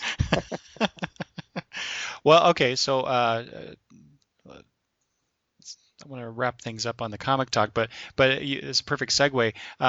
Speaking of asking what you think, there's the new was it Nielsen survey that DC has out?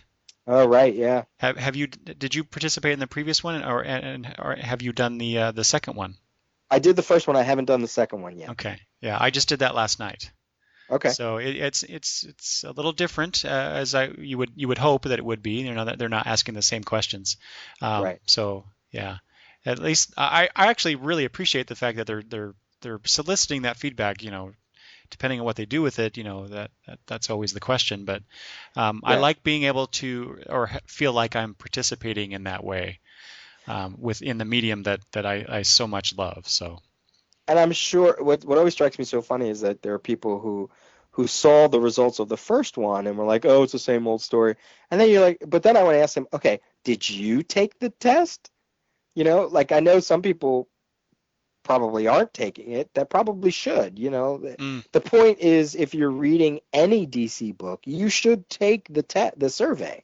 If you're not reading any, because I also saw there was somebody who wrote in that they aren't reading any DC titles. So then that at a certain point the survey said, okay, thank you, you're not who we're looking for.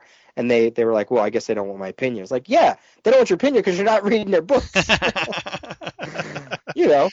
So why? Yeah, it's like it frustrates me, some people. Yeah. All right. So Peter, is there anything else you'd like to add? I know there was a few things that you wanted to bring up at the end of the episode. Yeah, just if you don't mind, real quick. Not at all. If people are still listening by this point, they're like, wow, this is a long episode. It but really is. That's all right. It's been how many months since I've been on, well, I mean, I did the Uncanny X-Cast and another podcast, but I have a lot of hours I need to catch up on, so This is good. There is a fund going on, a pledge drive that I started. There's a new convention called the Morrisoncon, which is a convention for Grant Morrison. It's going to have a 1,000 attendees only. Really? It's not going to be, there's only 1,000 tickets. It's not going to be your usual convention. It's going to be more almost like a TED Talk kind of thing, I imagine. And it's going to be in Las Vegas. And it's going to have Grant Morrison and Robert Kirkman and Jason Aaron and Jonathan Hickman and Chris Burnham and a whole bunch of other people. So, I love Grant Morrison, and I was like, oh, that'd be great to go to. But I've had my 5 minutes with Morrison at another convention, so I didn't feel like I needed to go. And there was another guy, Julian Lytle, who people might know from the webcomics Ants or from his various podcast appearances. And he's a huge Grant Morrison fan, and I love the way he dissects Grant Morrison and talks about him. And he wanted to go. He heard about it somewhere, and he said on a forum, boy, I would love to go. So I got the crazy notion of trying to raise money to get a ticket for him and to send him to Morrisoncon, send Julian Lytle to Morrisoncon. And I had two goals. The first goal was to get the ticket, which was a $699 price tag. Wow. And then the second ticket was the flight to get him out. The second goal was the flight to get him out there. We met the first goal, and thank you for everybody who donated. We got the ticket. The ticket's purchased. It's got, I plunked down the money, and then as the pledges came in, we covered all the cost of the ticket, and the organizers actually chipped in as well, which was amazing. So the first goal has been met, and we are close to halfway to our second goal of getting a plane ticket. And obviously the plane ticket is a lot cheaper than the ticket price of the convention. So because the ticket price of the convention also includes the hotel and all that. So okay. Yeah, it's a hotel in Las Vegas, and one of the nice hotels there, so that's cool. So yeah, we're a little bit shy of 50% of the second goal, which is only around like $300-400 that we're trying to get for the plane ticket. We're trying to get a cheap fare out there. And if anybody wants to help, they could email me, peterjohnrios@gmail.com. That's Rios spelled Rios. And it's a cool thing because he really deserves to be there. He's an interesting guy when he talks about Morrison. And I don't know. I just felt like I could use the power of Twitter and all that, and maybe I could make this happen for him. And it's working. So that's cool. It's say one thing about the comics community, they're very supportive, and I think that's awesome. So hopefully we can. I mean, he's definitely going either way. Even if we don't get to the second goal, we'll get the ticket to get him there. But anything that anybody can help pledge, we're only really asking $10 from people. If they want to donate more, great. If they can't donate 10 and they want to donate less, that's great too. We are going to get him there. Me and a couple other people put our heads together, and if it has to come out, the rest comes out of our pocket. That's fine. That's cool because we got this far. So yeah, it'll be cool. So hopefully people are interested, and they can email me if they want more information. Excellent. That's really cool. I knew about this before because I follow you on Twitter, and I heard about this. So yeah, that's really neat. I had no idea that Morrisoncon was only 1,000 tickets being sold for that. Yeah, that's very really limited. Because when you first said that, I'm like, oh, maybe I can swing that. No, I don't think I can swing that that price tag. So, but I like Morrison too, but I'm not. I wouldn't say I'm an uber fan. So yeah, if someone is really into Morrison like Mr. Lytle is, let's we can give him a hand there. And I've heard Julian on the show on CGS, and I've always liked the stuff he has to say. So yeah, that'd be nice to help him out. Oh, I think it would be a very interesting meeting of the minds. Yeah. Well, and I'm jealous too. You mentioned you had your 10 minutes with Grant Morrison. I would love to. I don't think I could sustain a conversation with him for more than a minute. I'd be a blubbering fool. But it'd be nice to just say hi and tell him how much I like his work. Yeah. That's I can't say I wasn't a blubbering fool. I don't remember. I can't remember if it was like a New York or San Diego. I can't remember where it was. But it literally was 5 minutes just for me, not even for CGS. And I never even really talked about what we talked about. I just met him for 5-10 minutes, and it was awesome. It was just exactly what I would expect it to be. And I didn't feel like I needed a huge, half-hour session or anything. I just wanted to say what I wanted to say, and he talked to me a little bit, and then that was it. And I walked away, and I was like, I just met Grant Morrison. That's all. Yeah. Oh, that's very cool. So Peter, what's next for you? What's going on? So what's next for me? I've been getting a lot, especially at Denver Comic-Con, a lot of people saying, when are you going to get back in podcasting? When are you going to get back? What are you going to do this thing? Yeah.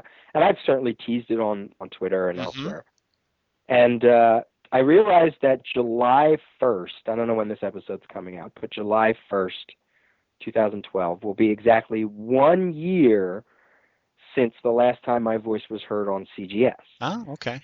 I put out the Best of Drunk Cap episode. Yes. And that was the last episode that I recorded my voice live in a studio purposely for the show. There was one of their recent episodes, they gave me an award, and I did a call-in thing, but that wasn't live. And then, 10 months after that, I was on the Uncanny X-Cast, and now I'm on here. But as far as CGS, that was the last time. So I thought, a year's gone by, and in that year, I wanted to see, where the podcasting land was going to go and what I could do. And I sort of had some thoughts, and really I have a lot of thoughts and a lot of stuff written down. And it really, as Mr. Phil from the Inner podcast said to me out in Denver, he was like, you just need to do it. And he's exactly right. I mean, That's the advice I give to a lot of people. Just do it. It's like, stop thinking about it and just do it. And I'm like, all right.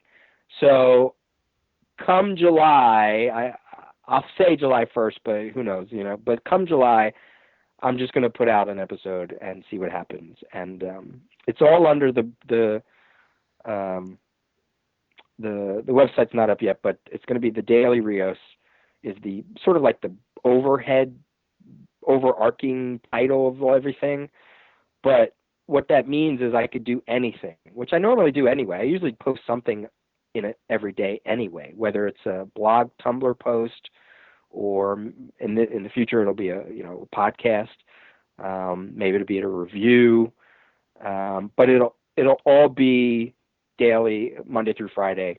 Some content will come out. I don't know when the website will be up, but there'll be something daily. My hardest thing was trying to come up with a title. I just couldn't come up with a title. What do you come up with a title? What's the title of the podcast? Well, and then I started realizing, God, I want to do so much. I want to get back to the Titans. I want to get back to just talking about comics in general. I want to do a podcast that's not comics, And I realized that it can all be a title, right? Everything could have its own title. Like I'm going to bring back the Tower from CGS. Which is excellent. Basically it's my show anyway. So, and I told them, I said, well, that's the one thing I'm going to take. So, the Tower will come back. So the beauty of it is when it gets released, the Daily Rios, whatever that is, whatever the website's going to be, if it says the Tower, well, then that means I'm focusing on this. And then one of the other projects that I know I'm definitely going to do, and I haven't talked about this to anybody except I think my girlfriend. I've noticed in my collection I have all these trades that I just have not read, or if I did read them, I didn't finish them, or it's been a while. But most of the time, it's a lot of trades I haven't read, or graphic novels I haven't read. And I said, all right, I'm going to write a list, and I came up with a list of all these trades, and I'm going to do them, I don't know, maybe once a week or every 2 weeks, and I'm going to burn through the list. And because there are 50 of them, I'm calling it the 50 Trades of Rios. Instead of 50 Shades of Gray, I'm calling it there we go. 50 Trades of Rios. I don't know if I'm doing these as blog posts, Tumblr posts, or podcasts, but I'm going to burn through them. And I maybe I can get your opinion on this. I don't know. Should I release what all 50 of the trades are, or should I just do it as I go? Oh, I would just do it as you go. Do it as I go. Okay. Yeah. I wasn't sure if people would be interested in what the titles are. Or maybe I guess as you see it, you're like, oh, that's cool. Because a lot of these they're not all Marvel and DC. There's Marvel, DC, Archaea, IDW. They're all over the place. Some are real independent. There's just all this stuff I've collected over the years, and some of it's current and some it's not. And one of them is, I can say this, one of them is a listener during the CGS days so graciously gave me all 10, I think it's 10 volumes of Why the Last Man. Oh. And I've never read them. Oh my gosh. You're in for a treat. I've never read them. Yeah. So that'll be one that I'll space out throughout the whole process. So, yeah. Well, that'll be at least one that people will know about. So yeah, so all of that, I don't know how it's all going to work out, but we'll see. Starting July, it'll be a much more definite push, and it'll be me back doing what I love, talking about comics and podcasting, and we'll see how it goes. Wow, that is excellent news, Peter. I'm very excited about this. I can't wait for it now. I know. Now that I've said it, I got to do it. That's right. Yeah, just do it. Yeah, that is so awesome. I'm so glad to hear that you're coming back to it. I've always enjoyed your work on CGS, of course, and I was quite sad actually when you announced that you would be leaving. So I'm really glad to hear that you're coming back to it. So. Cool. And so appreciative again. Thank you for agreeing to come on my show. It's been an honor having you on here talking with you. It's when I first got into CGS and listening to you guys, that just opened up basically a whole new realm for me in terms of fandom and appreciating comics and just talking comics and everything that goes with it. And you were a large part of that for me. You and Brian and the rest of the guys. I just really enjoyed that, and I'm so glad that you're coming back to it. So. Cool. No, that's great. Thanks. I appreciate. Like I said, I appreciate that you allow me some time here. That's awesome. And keep up the good work with your show. And let's do it again down the road. I don't know. Maybe there'll be something that will come up, or maybe if I catch up on the Titans or something, or maybe during 0 Hour, I would love to come back and talk some more, or Rachel Rising catch up, or whatever. That would be fantastic, Peter. I would very much love to do that again. And Awesome. and also just I wanted to mention too. You mentioned your Tumblr posts. I tell you what, those have been a great entertainment for me. The way that you're doing your numbered. Yeah, the countdown. The countdown, yeah.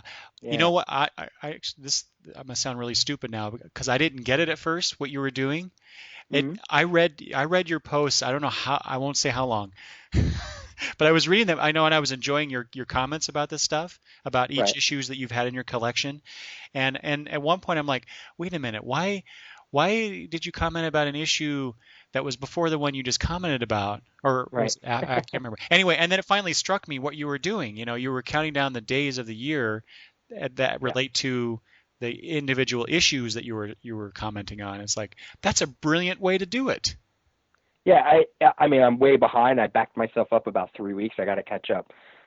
It is counting down to something. I know some people have caught on you have to almost go back to when I started it, and I guess you have to know a little bit of maybe something about me to figure it out. Okay. But it is a countdown to something in my life, actually. Okay. And like I said, it's kind of hard because I've gotten backtracked. Once I catch up, maybe it'll reflect again. Because then you could sort of, especially like when I get to 100, you could sort of go, well, what's 100 days from now? What is it? So it's just something silly I've been doing, but I love it. And it's got more interesting as it goes along. And I can't imagine what it's going to be like once I get below 100, because I know I've collected a lot of issues that are below 100, Right. Like imagine when I get to 10, I'm going to have to do like 20 posts on just 10 alone. So I think I'm in for a lot of trouble, but I do like it. And it kind of made me go back and go, oh yeah, I forgot that was in my collection at one point. Because I've sold off a lot of stuff along the way. Mm-hmm. And no, so good. I'm glad there's people, reading. That I love. In fact, an interesting thing happened when I posted for 180. I think it's issue number 180 was the first Uncanny X-Men book I picked up off the shelf at the time of its release. And I think Ryan Dunleavy, artist of Comic Book Comics and Action Philosophers, he replied and said, wow, he says, I think that's my first X-Men issue too. So that was kind of cool. Like, and then somebody else said that a certain book was their first, whatever was their first title of that, or first issue of that title, and so it's kind of cool to get the feedback and have people sort of say, oh yeah, I remember that issue. So will you continue to do the Tumblr posts, or will the new thing, the Daily Rios thing, kind of take that on, or are they related somehow? Yeah, no, I'll still do the Tumblr, and then whenever I get the website up, it'll sort of connect to it. It'll just be okay. Yeah, but no, I'll still do the Tumblr. I like Tumblr. It's a interesting way to use to talk about comics and through a visual sense. And mm-hmm. Mm-hmm. And really the doing Tumblr is the reason why I was like, I'd really love to do like a website and just sort of talk about comics at my own pace and use it for like the podcast. And you can put audio stuff on Tumblr as well. I almost there for a while was like, why don't I just put the podcast on there and just mm-hmm. have people, download it off of there? But I never got around to it. So no, it'll all be connected, and it'll all, even the stuff I do on Twitter and elsewhere and stuff I haven't done in a while because I had no outlet for it. It'll all sort of channel through whatever the Daily Rios becomes. It's it's a little bit of a vanity project, I guess, more than anything. I mean, ultimately, it's really the podcast will probably be the forefront thing, whatever that turns out to be. So, the Daily Rios is just somewhere that I can just post it all up in one place as opposed to all over the place. So yeah, so it should be fun. Well, whatever you're putting out, I'm looking forward to it. So cool. Thanks. So will you be announcing the website on Twitter and to get people to find out about it, or sure. anywhere and everywhere that you can yeah. Okay. That's sort of why when we talk about it on here, I was like, hey, I'll say it on here. Maybe so people they'll listen and they'll come over and check it out. I really appreciate the listeners allowing me again to play them in your sandbox and talk on your show, and just I love the medium. I love the format. I love podcasting, and it really is just a great way to sort of stay connected with everybody. And so yeah, no, you know me. I'm shameless in my my whoring out of myself. Well, I think you have a lot to offer, and like I said, Thanks. I'm repeating myself, but I'm looking forward to it, and I can't wait to see and hear what comes next. Awesome. All right. And Peter, anything else? No, that's it. Thank you again. It's been a lot of fun, and you helped pass my Sunday along as my girl's up in New York watching a Broadway show without me. I'm actually kind of jealous that she's doing that. I would love to do that too. So I've not seen that show. Yeah, she's going to see Newsies. So yeah. It's well, thanks for taking me. But as from what I hear, she planned all this before we started dating. So I guess I have to believe her. All right. Well, Peter, thanks again. Gosh, I can't say thank you enough for doing this. It's been a pleasure. Awesome. All right. Thanks for having me. You betcha. No problem there. All right, that's the end of the show. I hope you've stuck around this long. But if you have, thanks for listening. And that's it. Goodbye, Peter. Goodbye. See you, Eric.